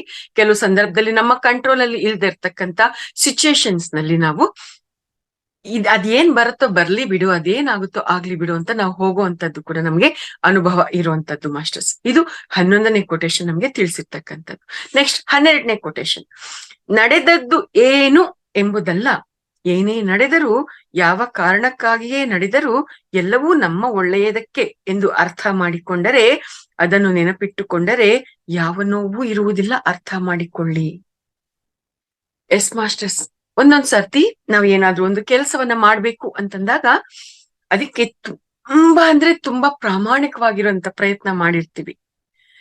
ಆಗ ಅಷ್ಟು ಭಗವಂತನಿಗೆ ಶರಣಾಗಿ ನಾವು ಎಷ್ಟು ಪ್ರಾಮಾಣಿಕವಾಗಿ ಪ್ರಯತ್ನ ಮಾಡಿದ್ರು ನಾವ್ ಅನ್ಕೊಂಡಿರೋದು ಅಲ್ಲಿ ಬರ್ಲಿಲ್ಲ, ಮತ್ತೇನೋ ಅಲ್ಲಿ ಬಂದಿದೆ ಅಂತಂದಾಗ ಅಲ್ಲಿ ನಾವ್ ಅರ್ಥ ಮಾಡ್ಕೋಬೇಕಾಗಿರೋದೇನು, ಏನ್ ನಡೀತಾ ಇದೆಯೋ ಅದೆಲ್ಲ ನಮ್ಮ ಒಳ್ಳೇದಕ್ಕೆ ನಡೀತಾ ಇದೆ ಅಂತ. ಒಂದೊಂದ್ ಸರ್ತಿ ಆ ಒಂದು ಮೊಮೆಂಟ್ ಅಲ್ಲಿ ನಮ್ಗೆ ಅರ್ಥ ಆಗದೆ ಇರ್ಬೋದು. ಈಗ ನಾನು ಒಂದು ಹಿಮಾಲಯ ಯಾತ್ರೆ ಹೋಗ್ಬೇಕಾಗಿರುತ್ತೆ, ನಾನು ತುಂಬಾ ತುಂಬಾ ತುಂಬಾ ಆತೃತವಾಗಿ ನಾನು ಅದಕ್ಕೆ ಹೋಗೋದಿಕ್ಕೆ ನಾನು ಎಲ್ಲಾ ಸಿದ್ಧತೆಗಳನ್ನ ಮಾಡ್ಕೊಂಡಿರ್ತೀನಿ. ಫ್ಲೈಟ್ಗೆ ನಾನು ಹೋಗ್ಬೇಕಾಗಿರುತ್ತೆ. ಆ ಫ್ಲೈಟ್ ಹತ್ಬೇಕು ಅಂತಂದಾಗ ಅಲ್ಲಿ ನನಗೆ ಟ್ರಾಫಿಕ್ ಜಾಮ್ ಆಗೋಗಿರುತ್ತೆ, ನಾನು ಟೈಮ್ ಕರೆಕ್ಟ್ ರೀಚ್ ಆಗಕ್ಕಾಗಲ್ಲ, ಫ್ಲೈಟ್ ಮಿಸ್ ಆಗೋಗುತ್ತೆ. ನಾನು ಹಿಮಾಲಯ ಹೋಗುವಂತ ಒಂದು ಯಾತ್ರೆ, ಒಂದು ಪ್ಲಾನಿಂಗ್ ಎಲ್ಲ ವ್ಯತ್ಯಾಸ ಆಗೋಗುತ್ತೆ. ಆ ಮೊಮೆಂಟ್ ಅಲ್ಲಿ ನಾನು ಹೋಗ್ಬೇಕು ಅನ್ಕೊಂಡಿದ್ದು ಭಗವಂತನ ವಿಷಯಕ್ಕೆ, ನಾನು ಅಲ್ಲಿ ಸಾಧನೆ ಮಾಡ್ಬೇಕು ಅನ್ನೋದಕ್ಕೆ, ನಾನು ಒಳ್ಳೆ ಪರಿಕಲ್ಪನೆಯಲ್ಲಿ ನಾನು ಹೋಗ್ಬೇಕು ಅಂತ ಅನ್ಕೊಂಡಿದ್ದು, ಆದ್ರೆ ನಾನು ಹೋಗಕ್ಕಾಗ್ಲಿಲ್ಲ ಅಂತ ಈ ರೀತಿಯಾಗಿ ನಾವಲ್ಲಿ ಕೊರಗುವಂತದ್ದು, ದುಃಖ ಪಡುವಂತದ್ದು, ಈ ತರದ್ದೆಲ್ಲ ಕೂಡ ನಡೀತಾ ಇರುತ್ತೆ. ಆದ್ರೆ ಆ ಒಂದು ಮೊಮೆಂಟ್ ಯಾಕೆ ತಪ್ಪು ಹೋಯ್ತು ಅನ್ನುವಂಥದ್ದು ಆ ತಕ್ಷಣಕ್ಕೆ ಅರ್ಥ ಆಗದೆ ಇದ್ರು ಕೂಡ ಮುಂದೆ ಯಾವುದೋ ಒಂದು ಮೊಮೆಂಟ್ ಅಲ್ಲಿ ನಮ್ಗೆ ಅರ್ಥ ಆಗತ್ತೆ. ನಾನು ಒಂದ್ ವೇಳೆ ಅವತ್ತು ಹಿಮಾಲಯ ಹೋಗಿದ್ರೆ ಅಲ್ಲಿ ಪರಿಸ್ಥಿತಿ ಹೀಗಿತ್ತು, ನಾನು ಇಂಥ ತೊಂದರೆಗಳಲ್ಲಿ ನಾನು ಸಿಕ್ಕಾಕೊಳ್ತಾ ಇದ್ದೆ, ಅದಕ್ಕೆ ಭಗವಂತ ತಪ್ಸಿದಾನೆ ಅನ್ನೋಂಥದ್ದು ಆಮೇಲಿಂದ ನಮ್ಗೆ ಅರ್ಥ ಆದಾಗ, ಅಬ್ಬಾ ಎಷ್ಟು ಚೆನ್ನಾಗ್ ಕಾಪಾಡ್ತಾನೆ ಭಗವಂತ, ನಮ್ಗೇನು ಅರ್ಥ ಆಗಲ್ಲ, ಏನ್ ನಡಿಬೇಕು ಅದೇ ನಡೀತಾ ಇದೆ, ಹೆಂಗ್ ನಡಿಬೇಕು ಹಂಗೆ ನಡೀತಾ ಇದೆ, ಎಲ್ಲ ಅವನ ಇಚ್ಛೆ ಅಂತ ಆ ರೀತಿಯಾಗಿ ನಾವು ಆನಂದ ಪಡ್ತೀವಿ. ಅಂದ್ರೆ ಇಲ್ಲಿ ನಡೆದದ್ದು ಏನು ಅನ್ನೋದು ಅಲ್ಲ, ಏನೇ ನಡೆದ್ರೂ ಕೂಡ ಅದು ನಮ್ಮ ಯಾವ ಕಾರಣಕ್ಕಾಗಿ ನಡೆದ್ರು ಕೂಡ ಅದೆಲ್ಲ ನಮ್ಮ ಒಳ್ಳೇದಕ್ಕೆ ನಡೆದಿದೆ ಅನ್ನೋದನ್ನ ನಾವು ಅರ್ಥ ಮಾಡ್ಕೋಬೇಕು. ಒಂದೊಂದ್ ಸತಿ ತಕ್ಷಣ ಅರ್ಥ ಆಗದೆ ಇದ್ರು ಕೂಡ ನಿಧಾನವಾಗಿ ಕೂಡ ಅದು ಅರ್ಥ ಆಗುತ್ತೆ. ಈ ಒಂದು ಕೋನದಲ್ಲಿ ಕೂಡ ನಮ್ಮ ಜೀವನದ ಹಲವಾರು ಸಂದರ್ಭಗಳನ್ನ ನಾವು ಅರ್ಥ ಮಾಡ್ಕೊಂಡು ಆ ಒಂದು ಪರಿಕಲ್ಪನೆಯಲ್ಲಿ ನಾವು ಹೆಜ್ಜೆಗಳನ್ನ ಹಾಕ್ತಾ ಹೋಗ್ಬೇಕಾಗುತ್ತೆ. ಇದು ಮಾಸ್ಟರ್ಸ್. ನೆಕ್ಸ್ಟ್ 13ನೇ ಕೊಟೇಶನ್ ಅನ್ನ ಗಮನಿಸೋಣ. ನಾವು ನಗಲಾರದೆ ಹೋಗುತ್ತಿದ್ದೇವೆ ಎಂದರೆ ಯೋಗದಿಂದ ರೋಗದ ಕಡೆಗೆ ಹೋಗುತ್ತಿದ್ದೇವೆ ಎಂದು ಅರ್ಥ. ನೆನಪಿಟ್ಟುಕೊಳ್ಳಿ. ನೋಡ್ರಿ, ನಗು ಅನ್ನುವಂತ ಒಂದು ಪರಿಕಲ್ಪನೆ ಇಲ್ಲಿ ಕೊಟ್ಟಿದ್ದಾರೆ. ನಾವು ಯಾರಾದ್ರೂ ಪರಿಚಯದವ್ರು ಎದುರು ಸಿಕ್ಕಿದಾಗ ಕನಿಷ್ಠ ಮುಖದಲ್ಲಿ ನಗುನ ಕೂಡ ನಾವು ತಂದ್ಕೊಳ್ಳಿಲ್ಲ ಅಂತಂದಾಗ ಅದರ ಅರ್ಥ ಏನು? ನಾವು ಮಾನಸಿಕ ರೋಗದಲ್ಲಿ ನಾವು ಇದೀವಿ ಅಂತ ಅರ್ಥ. ಮಾನಸಿಕ ಬಳಲಿಕೆಯಲ್ಲಿ, ಮಾನಸಿಕವಾಗಿರ್ತಕ್ಕಂಥ ತೊಂದರೆಗಳಲ್ಲಿ ನಾವು ಇದೀವಿ ಅಂತ ಅರ್ಥ. ಸೊ ಕನಿಷ್ಠ ಯಾರನ್ನಾದ್ರೂ ನೋಡಿದಾಗ, ಒಂದು ಚೆನ್ನಾಗಿರೋದನ್ನ ನೋಡಿದಾಗ, ಅದು ಎಕ್ಸ್ಟ್ರಾಡಿನರಿ ಆಗಿದೆ ಅಂತ ಅನ್ನಿಸ್ದಾಗ ನಮ್ಮ ಮುಖದಲ್ಲಿ ಸಹಜವಾಗಿ ನಗು ಅನ್ನುವಂಥದ್ದು ಹೊರಹೊಮ್ಮುತ್ತೆ. ಉದಾಹರಣೆಗೆ ಮನುಷ್ಯರವರೆಗೂ ಬೇಡ, ಒಂದು ನಾಯಿ ಮರಿ ಅಥವಾ ಒಂದು ಕೋತಿ ಮರಿ, ಆ ಕೋತಿ ಮರಿ ಆಗಿರ್ಬೋದು, ನಾಯಿ ಮರಿ ಆಗಿರ್ಬೋದು, ಅವು ತಮ್ಮ ಮುಗ್ಧವಾಗಿರ್ತಕ್ಕಂಥ ಸ್ಥಿತಿಯಲ್ಲಿ ಎಷ್ಟೆಲ್ಲ ಚೇಷ್ಟೆಗಳು ಮಾಡ್ತಾ ಇರುತ್ತೆ. ಆ ಚೇಷ್ಟೆಗಳನ್ನ ನೋಡ್ತಾ ಇದ್ದಾಗ ನಮ್ಗೆ ಸಹಜವಾಗಿನೇ ನಮ್ಮ ಮುಖದಲ್ಲಿ ನಗು ಬರುತ್ತೆ. ಒಂದು ಪುಟ್ಟ ಮಗು ಅಂತ ಅಂದ್ಕೊಳ್ರಿ, ಆ ಪುಟ್ಟ ಮಗುನ ನೋಡ್ತಾ ಇದ್ದಾಗೇನೆ ನಮ್ಗೆ ಅಯಾಚಿತವಾಗಿ, ಅಪ್ರಯತ್ನವಾಗಿ, ಅಪ್ರಜ್ಞೆಯಿಂದ ನಮ್ಮ ಮುಖದಲ್ಲಿ ನಗು ಅನ್ನುವಂಥದ್ದು ಅಲ್ಲಿ ಬರ್ತಾ ಇರುತ್ತೆ. ಅದು ಮನುಷ್ಯನ ಸಹಜವಾದ ಸ್ವಭಾವ. ಅದು ಆ ರೀತಿಯಾಗಿ ನಗುವಂತ ಸ್ವಭಾವದಲ್ಲಿ ಇರ್ತಕ್ಕಂಥ ಆ ಮನುಷ್ಯನ ಆ ಒಂದು ಸ್ವಭಾವದಲ್ಲಿ ಕನಿಷ್ಠ ನಗು ಆ ಮುಖದಲ್ಲಿ ಬರ್ಲಿಲ್ಲ ಅಂತಂದ್ರೆ ಖಂಡಿತವಾಗಿಯೂ ಕೂಡ ಅಂತವ್ರು ಅವರನ್ನ ಚೆಕ್ ಮಾಡ್ಕೊಳ್ಳೇಬೇಕಾಗಿರುವಂತ ವಿಷಯ ಇದು. ಯಾಕೆಂದ್ರೆ ಕನಿಷ್ಠ ನಗು ಬರ್ಲಿಲ್ಲ ಅಂತಂದ್ರೆ ನಾವು ಯೋಗದಿಂದ ರೋಗದ ಕಡೆಗೆ ಹೋಗ್ತಾ ಇದೀವಿ ಅನ್ನುವಂಥದ್ದು ಇಲ್ಲಿ ಅರ್ಥ ಮಾಡಿಸಿರ್ತಕ್ಕಂಥದ್ದು. ಎಸ್ ಮಾಸ್ಟರ್ಸ್, ಇಲ್ಲಿಗೆ ಈ ಒಂದು 2ನೇ ಚಾಪ್ಟರ್ ಕಂಪ್ಲೀಟ್ ಆಯ್ತು. ಈಗ ನಾವು ಮುಂದಿನ 3ನೇ ಚಾಪ್ಟರ್ ಅನ್ನ ಗಮನಿಸ್ಬೇಕಾಗತ್ತೆ. ಈ 3ನೇ ಚಾಪ್ಟರ್ಗೆ ಇರ್ತಕ್ಕಂಥ ಶೀರ್ಷಿಕೆ ಪ್ರೀತಿ, ಸ್ವೇಚ್ಛೆ, ಬಂಧನ, ಬಂಧನ. ಇದು ಮಾಸ್ಟರ್ಸ್ ಈ 3ನೇ ಚಾಪ್ಟರ್ಗೆ ಇರ್ತಕ್ಕಂಥ ಒಂದು ಶೀರ್ಷಿಕೆ. ಮಾಸ್ಟರ್ಸ್ ಈ ಒಂದು ಚಾಪ್ಟರ್ ನಲ್ಲಿ ಪ್ರೀತಿ ಅಂದ್ರೆ ಏನು, ಸ್ವೇಚ್ಛೆ ಅಂದ್ರೆ ಏನು, ಬಂಧನ ಅಂದ್ರೆ ಏನು, ಬಂಧನ ಅಂದ್ರೆ ಏನು, ಇವುಗಳ ಸ್ಪಷ್ಟವಾದ ಪರಿಕಲ್ಪನೆ ನಮ್ಗೆ ಸಿಗ್ತಾ ಹೋಗುತ್ತೆ ಮಾಸ್ಟರ್ಸ್. ಪ್ರೀತಿ ಅಂತ ನಾವು ಹೇಳ್ತೀವಲ್ಲ, ಯಾವುದು ನಿಜವಾದ ಪ್ರೀತಿ, ನಿಜವಾದ ಪ್ರೀತಿ ಹೇಗಿರುತ್ತೆ ಅನ್ನುವಂಥದ್ದು ಅರ್ಥ ಆಗುತ್ತೆ. ಸ್ವೇಚ್ಛೆ ಅಂತಂದ್ರೆ ಅದು ಹೇಗಿರ್ಬೇಕು ಅನ್ನುವಂಥದ್ದು ಅರ್ಥ ಆಗತ್ತೆ. ಬಂಧನ ಅಂತ ನಾವ್ ಹೇಳ್ತೀವಲ್ಲ, ನಮ್ಮ ಕುಟುಂಬದಲ್ಲಿ ಇರ್ತಕ್ಕಂಥ ಸಂಬಂಧಗಳ, ಬಾಂಧವ್ಯಗಳ ಬಂಧನ, ಇದೆಲ್ಲ ಹೇಗಿರ್ಬೇಕು, ಹೇಗಿದ್ರೆ ಅದು ಬಂಧನವಾಗಿರುತ್ತೆ, ಹೇಗಿದ್ರೆ ಅದು ಬಂಧನವಾಗುತ್ತೆ ಅನ್ನುವಂಥದ್ದು ಬಹಳಷ್ಟು ಅದ್ಭುತವಾಗಿ ಹಲವಾರು ಕೋನಗಳಲ್ಲಿ ನಮ್ಗೆ ಗೊತ್ತಾಗುತ್ತೆ. ಈಗ ಇದ್ರಲ್ಲಿ ಮೊದಲನೇ ಕೊಟೇಶನ್ ಅನ್ನ ಗಮನಿಸೋಣ. ಬೇರೆಯವರು ನಮ್ಮೊಂದಿಗೆ ಹೇಗೆ ವ್ಯವಹರಿಸುತ್ತಾರೆ ಎನ್ನುವುದು ಅವರ ಕರ್ಮ, ನಾವು ಹೇಗೆ ಸ್ಪಂದಿಸುತ್ತೇವೆ ಎನ್ನುವುದು ನಮ್ಮ ಧರ್ಮ ಅಷ್ಟೇ. ನೋಡಿ ಮಾಸ್ಟರ್ಸ್, ಎಷ್ಟ್ ಚೆನ್ನಾಗಿದೆ ನೋಡ್ರಿ. ಬೇರೆಯವರು ನಮ್ಮೊಂದಿಗೆ ಯಾವ ರೀತಿಯಾಗಿ ವ್ಯವಹಾರ ಮಾಡ್ತಾರೆ ಅನ್ನೋದು ಅವರ ಕರ್ಮ. ನಮ್ಗೆಲ್ಲರಿಗೂ ಕೂಡ ಈ ವಿಷಯ ಚೆನ್ನಾಗಿ ಗೊತ್ತಿದೆ. ನಾನು ಕರೆಕ್ಟ್ ಆಗೇ ಇದ್ದೀನಿ, ಆದ್ರೆ ಬೇರೆ ಯಾರೋ ಸುಮ್ನೆ ಆದ್ರೂ ನಮ್ಮ ಮೇಲೆ ಜೋರ್ ಮಾಡ್ತಾ ಇದ್ದಾರೆ, ನಮ್ಗೆ ಕಿರಿಕಿರಿ ಮಾಡ್ತಾ ಇದ್ದಾರೆ, ಡಿಸ್ಟರ್ಬೆನ್ಸ್ ಕ್ರಿಯೇಟ್ ಮಾಡ್ತಾ ಇದ್ದಾರೆ ಅಂತಂದ್ರೆ ಅವರು ನಮ್ ಜೊತೆ ಯಾವ ರೀತಿಯಾಗಿ ವ್ಯವಹಾರ ಮಾಡ್ತಾ ಇರೋದು ಅವ್ರ ಕರ್ಮ, ಅದು ಅವ್ರ ಸಂಸ್ಕಾರಕ್ಕೆ ಬಿಟ್ಟಿರೋದು. ಆದ್ರೆ ಅವ್ರು ಹೆಂಗೆ ನಡ್ಕೊಂಡ್ರು ಕೂಡ ಅವ್ರಿಗೆ ನಾನ್ ಯಾವ ರೀತಿಯಾಗಿ ಸ್ಪಂದಿಸ್ತೀನಿ ಅನ್ನೋದು ನನ್ನ ಧರ್ಮ ಆಗಿರುತ್ತೆ, ನನ್ನ ಸ್ಥಿತಿಗತಿ ಆಗಿರುತ್ತೆ. ಇದು ನಮ್ಗೆ ಜೀವನದಲ್ಲಿ ಯಥೇಚ್ಛವಾಗಿ ನಾವೆಲ್ಲರೂ ಕೂಡ ಪಡ್ಕೊಳ್ತಾ ಇರ್ತಕ್ಕಂತ ಒಂದು ಅನುಭವ, ನಾವೆಲ್ಲರೂ ಕೂಡ ನೋಡ್ತಾ ಇರ್ತಕ್ಕಂಥ ಒಂದು ವಿಚಾರ. ಹಾಗಾಗಿ ನಮ್ಮ ಜೊತೆ ಯಾರು ವ್ಯವಹಾರ ಮಾಡ್ತಾ ಇರ್ತಾರೆ, ನಮ್ಮ ಜೊತೆ ಯಾರು ಇರ್ತಾರೆ, ಅವ್ರು ಯಾವ ರೀತಿಯಾಗಿ ನಡ್ಕೊಳ್ತಾರೆ ಅನ್ನೋದು ಅದು ಅವರ ಸ್ಥಿತಿಗತಿಗಳಿಗೆ, ಅವರ ಸಂಸ್ಕಾರಗಳಿಗೆ, ಅವರ ಒಂದು ಮನೋಭಾವಕ್ಕೆ, ಅವರ ಒಂದು ವ್ಯಕ್ತಿತ್ವಕ್ಕೆ ಸಂಬಂಧಪಟ್ಟಿರುವಂತ ಅದು ಅವ್ರೇನ್ ಮಾಡ್ತದ ಅದು ಅವರ ಕರ್ಮ ಆಗತ್ತೆ. ಅವ್ರು ಮಾಡುವಂತದಕ್ಕೆ ನಾವು ಯಾವ ರೀತಿಯಾಗಿ ಸ್ಪಂದಿಸ್ಬೇಕು ಅದು ಜವಾಬ್ದಾರಿ ನಮ್ದೇ ಆಗಿರುತ್ತೆ. We are the creators of our reality. ಇಲ್ಲಿ ನನ್ಗೊಂದು ಉದಾಹರಣೆ ನೆನಪಾಗ್ತಾ ಇದೆ. ಮಹಾತ್ಮ ಗಾಂಧೀಜಿಯವರು ಸ್ವಾತಂತ್ರ್ಯ ಹೋರಾಟ ಮಾಡ್ಬೇಕಾದ್ರೆ ಅವ್ರ ಕರ್ಮ ಏನು, ಅವರು ಸ್ವಾತಂತ್ರ್ಯಕ್ಕೋಸ್ಕರ ಹೋರಾಟ ಮಾಡೋದು ಅವ್ರು ಮಾಡ್ತಾ ಇದ್ರು. ಬ್ರಿಟಿಷ್ನವ್ರು ಅದನ್ನ ತಡೆಯೋ ಪ್ರಯತ್ನ ಮಾಡ್ತಾ ಇದ್ರು. ಬ್ರಿಟಿಷ್ನವ್ರು ಏನ್ ಮಾಡಿದ್ರು, ಬಂದು ಒಂದು ಕೆನ್ನೆಗೆ ಬಾರಿಸಿದ್ರೆ ಗಾಂಧೀಜಿಯವ್ರು ಇನ್ನೊಂದ್ ಕೆನ್ನೆ ತೋರಿಸ್ತಾ ಇದ್ರಂತೆ, ಇನ್ನೊಂದ್ ಕೆನ್ನೆಗೂ ಹೊಡೀರಿ, ಆದ್ರೆ ನಮ್ಗೆ ಸ್ವಾತಂತ್ರ್ಯ ಕೊಡಿ ಅಂತ ಕೇಳ್ತಾ ಇದ್ರಂತೆ. ಅಂದ್ರೆ ಅಲ್ಲಿ ಬ್ರಿಟಿಷ್ನವ್ರು ಯಾವ ರೀತಿಯಾಗಿ ಅಲ್ಲಿ ನಡ್ಕೊಳ್ತಾ ಇದ್ರು ಅದು ಅವ್ರ ಕರ್ಮ ಆಗಿತ್ತು, ಅದಕ್ಕೆ ಯಾವ ರೀತಿಯಾಗಿ ಸ್ಪಂದಿಸ್ತಾ ಇದ್ರು ಅದು ಗಾಂಧೀಜಿಯವರ ಒಂದು ಧರ್ಮ ಆಗಿತ್ತು. ಇದು ನಡ್ಕೊಳ್ಳೋರು ಹೆಂಗಾದ್ರೂ ನಡ್ಕೊಳ್ಳಿ, ನಾವ್ ಯಾವ ರೀತಿಯಾಗಿ ಸ್ಪಂದಿಸ್ಬೇಕು ಅನ್ನೋದು ನಮ್ಮ ಧರ್ಮ. ಹಂಗಾದ್ರೆ ಮೇಡಮ್, ಇವಾಗ ಯಾರೋ ರೌಡಿಗಳು ಬರ್ತಾರೆ, ಅವ್ರು ಏನೋ ನಮ್ಗೆ ಬೇಡವಾಗಿರುವಂತದ್ದು ನಮ್ ತಲೆನ ಕತ್ತರ್ಸಾಕೋದಿಕ್ಕೆ ಅಥವಾ ಬೇರೆ ಇನ್ಯಾವುದೋ ರೀತಿಯಲ್ಲಿ ತೊಂದರೆ ಮಾಡೋದಕ್ಕೆ ಅವ್ರು ಪ್ರಯತ್ನ ಮಾಡ್ತಾರೆ. ಅವಾಗ ನಾನ್ ಹೇಗಿರ್ಬೇಕು ಮೇಡಮ್, ನಾನ್ ಗಾಂಧೀಜಿ ತರ ಇರ್ಬೇಕಾ ಅನ್ನೋಂತ ಪ್ರಶ್ನೆ ಇಲ್ಲಿ ಬರುತ್ತೆ ಮಾಸ್ಟರ್ಸ್. ಆ ರೀತಿಯಾಗಿ ಬಂದಾಗ ಇಲ್ಲಿ ನಾವು ಬುದ್ಧನ ಒಂದು ಕಥೆಯನ್ನು ಕೂಡ ನಾವಿಲ್ಲಿ ಅರ್ಥ ಮಾಡ್ಕೋಬೇಕಾಗತ್ತೆ. ಒಂದ್ಸತಿ ನಾನು ಈ ಕಥೆನ ನಿಮ್ಗೆ ಹಂಚ್ಕೊಂಡಿದ್ನೇನೋ ನೆನಪಿಲ್ಲ, ತುಂಬಾ ಪ್ಲಾಟ್ಫಾರ್ಮ್ಸ್ ಅಲ್ಲಿ ನಾನು ಇದ್ರ ಸ್ವಾಧ್ಯಾಯ ಮಾಡ್ತಾ ಇರೋದ್ರಿಂದ ಎಲ್ಲಿ ಹಂಚಿದೀನಿ ಅನ್ನೋದು ಕೂಡ ನನ್ಗೆ ಸರಿಯಾಗಿ ಅದು ನೆನಪಾಗ್ತಾ ಇಲ್ಲ. ಒಂದ್ಸತಿ ಬುದ್ಧ ಒಂದು ಊರನ್ನ ದಾಟಿ ಒಂದು ಕಾಡಿನಲ್ಲಿ ಹೋಗ್ಬೇಕಾಗಿರತ್ತೆ. ಆ ಊರ್ನಲ್ಲಿ ಆ ಜನ ಹೇಳ್ತಾರಂತೆ, ನೀವು ಕಾಡಲ್ಲಿ ಹೋಗೋದಾದ್ರೆ ಈ ಒಂದು ಕಡೆ ಹೋಗ್ಬೇಡ್ರಿ, ಅಲ್ಲಿ ಒಂದು ದೊಡ್ಡ ಸರ್ಪ ಇದೆ, ಅದು ನೀವ್ ಆ ಕಡೆ ಹೋದ್ರೆ ಅದು ಕಚ್ಚಿ ಕೊಂದು ಬಿಡುತ್ತೆ, ಅದು ತುಂಬಾ ಕ್ರೂರವಾದ ಸರ್ಪ ಅಂತ ಅಂದ್ಬಿಟ್ಟು ಹೇಳಿರ್ತಾರಂತೆ. ಹೌದಾ ಅಂತ ಅಂದ್ಬಿಟ್ಟು ಸರಿ ಅಂತ ಅಂದ್ಬಿಟ್ಟು ಬುದ್ಧ ಅವ್ರಿಗೆ ಧನ್ಯವಾದಗಳನ್ನ ತಿಳಿಸ್ಬಿಟ್ಟು ಆ ಕಾಡಿನ ಕಡೆಗೆ ಪ್ರಯಾಣ ಮಾಡ್ತಾರೆ. ಆ ಸರ್ಪ ಎಲ್ಲಿರುತ್ತೆ ಅದೇ ಕಡೆಗೆನೆ ಹೋಗ್ತಾರೆ. ಅಲ್ಲಿಗೆ ಹೋದಾಗ ಅಲ್ಲಿ ಆ ಸರ್ಪ ಯಥಾ ಪ್ರಕಾರ ಬುದ್ಧ ಬರ್ತಾ ಇರೋದನ್ನ ನೋಡಿ ಅವ್ರನ್ನ ಕಚ್ಬೇಕು ಅಂತ ಅಂದ್ಬಿಟ್ಟು ಬರುತ್ತೆ ರೋಷದಿಂದ. ಆದ್ರೆ ಆತನ ಬಳಿಗೆ ಹೋಗ್ತಾ ಇದ್ದಂಗೆನೆ ಆ ಹಾವಿಗೆ ತನ್ನ ರೋಷ ಅನ್ನುವಂಥದ್ದು ಮರ್ತೋಗುತ್ತೆ, ತನ್ನ ಕೋಪ ಕೆಚ್ಚು ಕಿಚ್ಚು ಅನ್ನೋದು ಮರ್ತೋಗಿ ಅವ್ರನ್ನ ಕಚ್ಬೇಕು ಅನ್ನೋಂತ ಆಲೋಚನೆನ ಮರ್ತೋಗ್ಬಿಡುತ್ತೆ.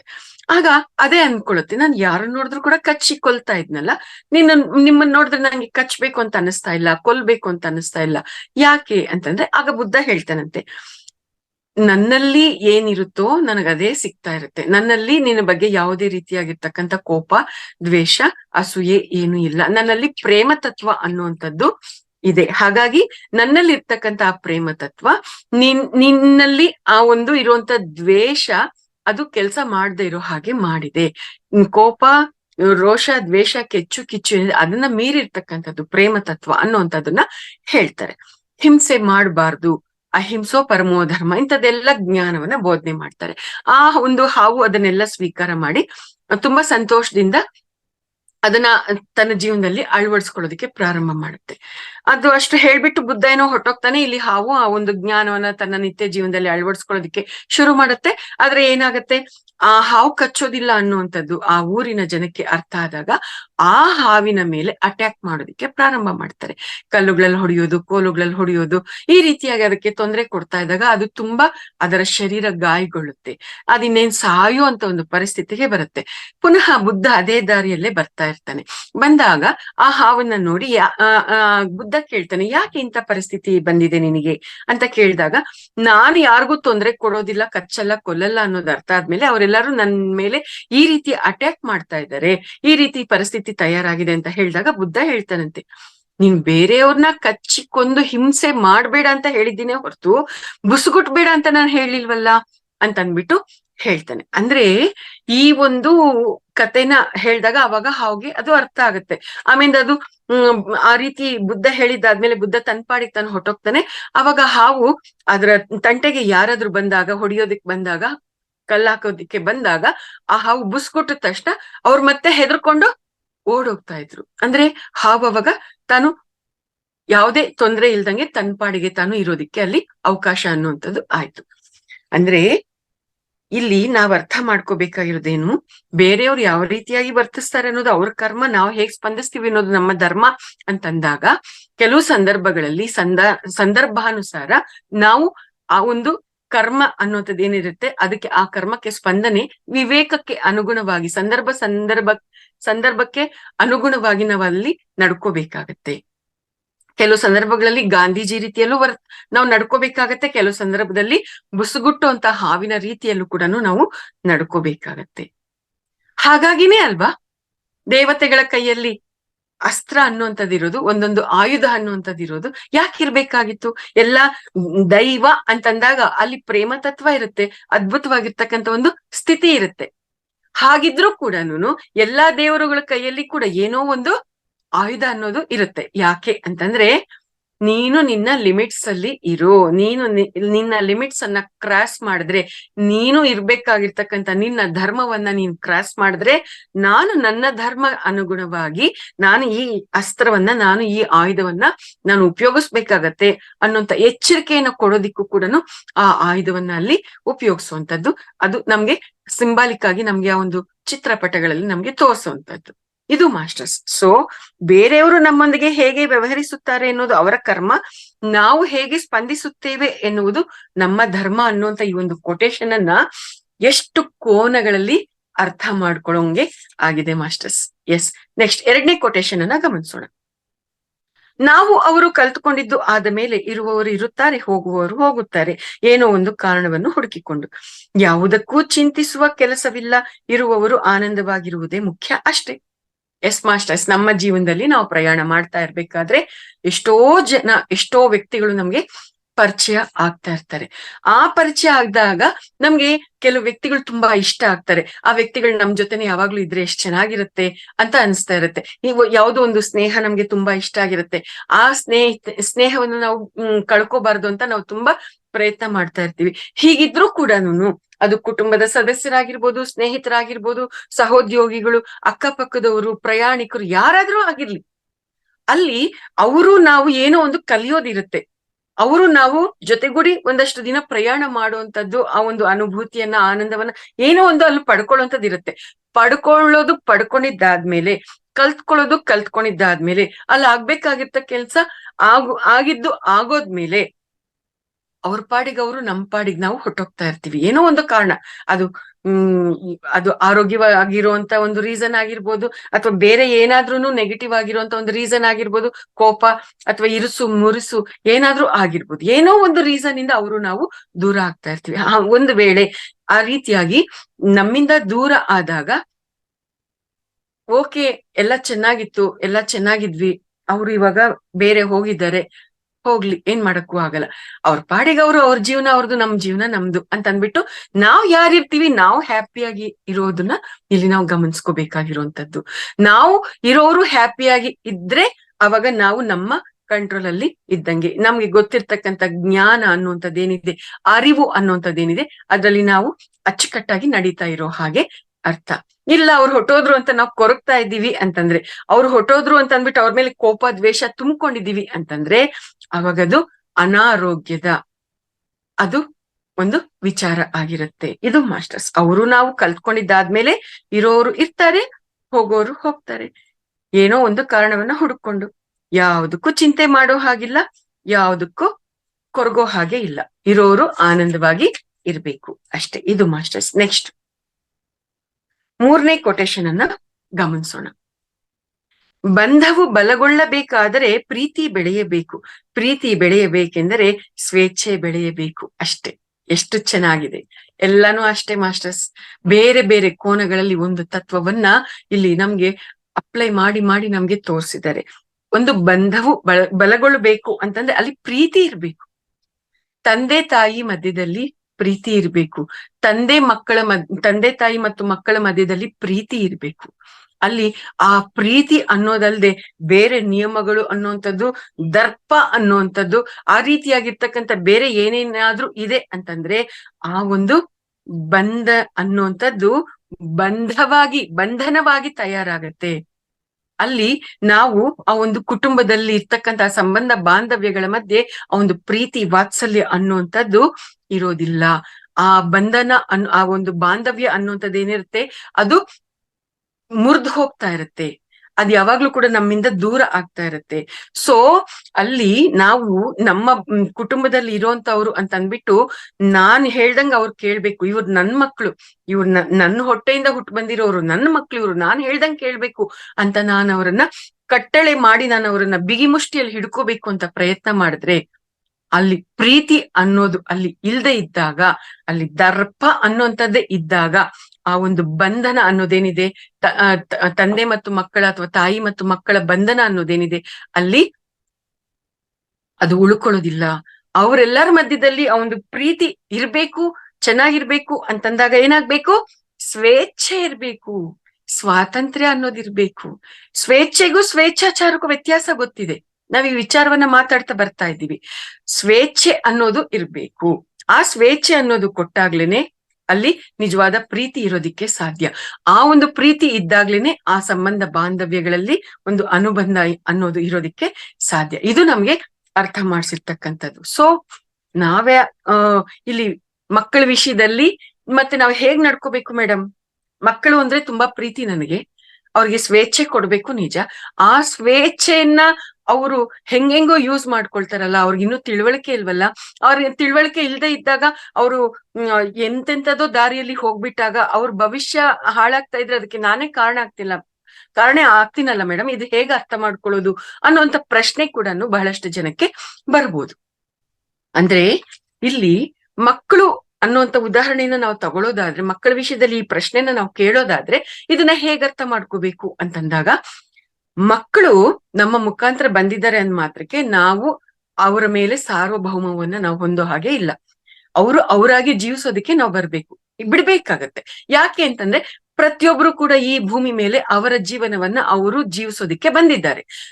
ಅವರು ಆ ರೀತಿಯಾಗಿ ಜೀವಿಸುವಂತ ಸಂದರ್ಭದಲ್ಲಿ ಪ್ರೀತಿ ಅನ್ನುವಂತ ಹೆಸರಲ್ಲಿ ನಾವು ಅವ್ರನ್ನ ಕಂಟ್ರೋಲ್ ಮಾಡ್ತೀವಿ, ಅವ್ರನ್ನ ಕಟ್ ಹಾಕ್ತಿವಿ ಅಂತಂದ್ರೆ ಅವಾಗ ಅವರ ಜೀವನವನ್ನ ನಾವು ಕಸಿದ್ಕೊಂಡ್ ಹಾಗಾಗತ್ತೆ, ನಾವು ಅವ್ರ ಜೀವನವನ್ನ ನಾವು ಜೀವಿಸ್ದಂಗೆ ಆಗತ್ತೆ.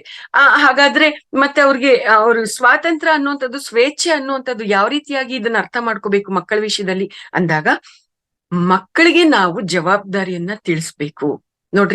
ನೋಡಪ್ಪ ಮಗು, ಇವಾಗ ನೀನು ಶಾಲೆಗೆ ಹೋಗ್ತಾ ಇದೀಯಾ, ನಿನ್ ಶಾಲೆಗೆ ಹೋಗ್ತಾ ಇದ್ರೆ ಅಲ್ಲಿ ಇಂತಿಂತ ಸ್ನೇಹಿತರು ಇರ್ತಾರೆ, ಈ ತರ ಏನು ಬ್ಯಾಡ್ ಹ್ಯಾಬಿಟ್ಸ್ ಗೆ ಪ್ರವೋಕ್ ಮಾಡುವಂತ ಸ್ನೇಹಿತರು ಇರ್ತಾರೆ, ಚೆನ್ನಾಗಿ ಓದ್ಬೇಕು ಅಂತ ಹೇಳುವಂತ ಸ್ನೇಹಿತರು ಇರ್ತಾರೆ, ಮತ್ತೆ ಹುಡುಗಿರ್ನ ಚುಡಾಯಿಸ್ಕೊಂಡಿರ್ಬೇಕು ಅನ್ನುವಂಥವ್ರು ಇರ್ತಾರೆ, ರೌಡಿಸಂ ಮಾಡ್ಕೊಂಡಿರ್ಬೇಕು ಅನ್ನುವಂಥವ್ರು ಇರ್ತಾರೆ, ಬೇರೆ ಬೇರೆ ರೀತಿಯಾಗಿರ್ತಕ್ಕಂಥ ಗುಣಧರ್ಮಗಳನ್ನ ಹೊಂದಿರ್ತಕ್ಕಂಥ ಮಕ್ಕಳೆಲ್ಲರೂ ಕೂಡ ಇರ್ತಾರೆ.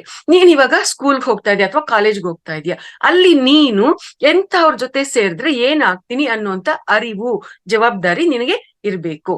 ನೀನು ಒಳ್ಳೆ ಮಕ್ಕಳ ಜೊತೆ ಸಹವಾಸದಲ್ಲಿ ಒಳ್ಳೆ ಚೆನ್ನಾಗಿ ಓದ್ಬೇಕು, ಒಳ್ಳೆ ದಾರಿಯಲ್ಲಿ ನಡಿಬೇಕು, ಒಳ್ಳೆ ಭವಿಷ್ಯ ರೂಪಿಸ್ಕೋಬೇಕು ಅನ್ನೋಂತ ಮಕ್ಕಳ ಜೊತೆಯಲ್ಲಿ ನೀನ್ ಇದೀಯಾ ಅಂತಂದಾಗ ನಿನ್ನ ಭವಿಷ್ಯ ಅವರ ಒಂದು ಇಂಪ್ಯಾಕ್ಟ್, ಸಹವಾಸ ದೋಷದಿಂದ ಸನ್ಯಾಸಿ ಕೆಟ್ಟ ಅಂತಾರಲ್ಲ, ಆ ರೀತಿ ಆಗದ ಹಾಗೆ ಒಳ್ಳೆಯ ಸಹವಾಸದಲ್ಲಿದ್ದಾಗ ನಿನ್ಗೆ ಒಳ್ಳೆ ದಾರಿಯಲ್ಲೇ ನಡೆಯೋದಿಕ್ಕೆ ಆಗ್ತಾ ಇರುತ್ತೆ.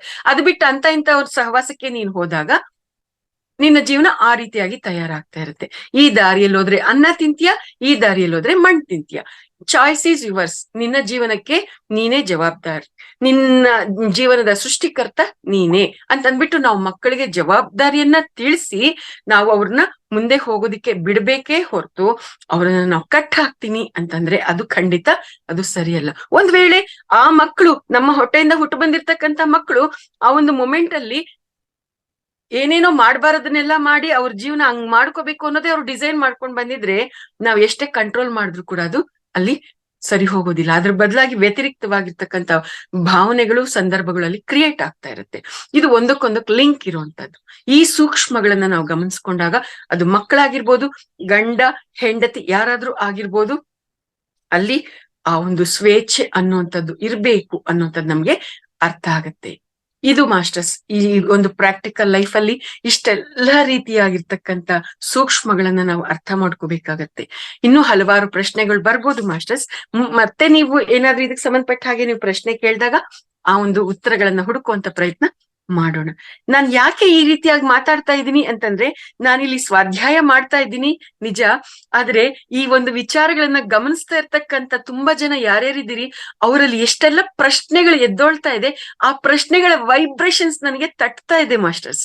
ಆ ವೈಬ್ರೇಷನ್ಸ್ ನಾನ್ ರಿಸೀವ್ ಮಾಡ್ಕೊಳ್ತಾ ಇರೋದ್ರಿಂದ ಯಾವ್ಯಾವ ಕೋನಗಳಲ್ಲಿ ಯಾರ್ಯಾರಿಗೆ ಎಷ್ಟು ಪ್ರಶ್ನೆಗಳಲ್ಲಿ ಉಂಟಾಗ್ತಾ ಇದೆಯೋ ಮ್ಯಾಕ್ಸಿಮಮ್ ಅದನ್ನ ಈ ಒಂದು ವಿವರಣೆಯಲ್ಲೇ ಟಚ್ ಮಾಡೋದಿಕ್ಕೆ ಪ್ರಯತ್ನ ಮಾಡ್ತಾ ಇರುವಂತದ್ದು ನಡೀತಾ ಇದೆ.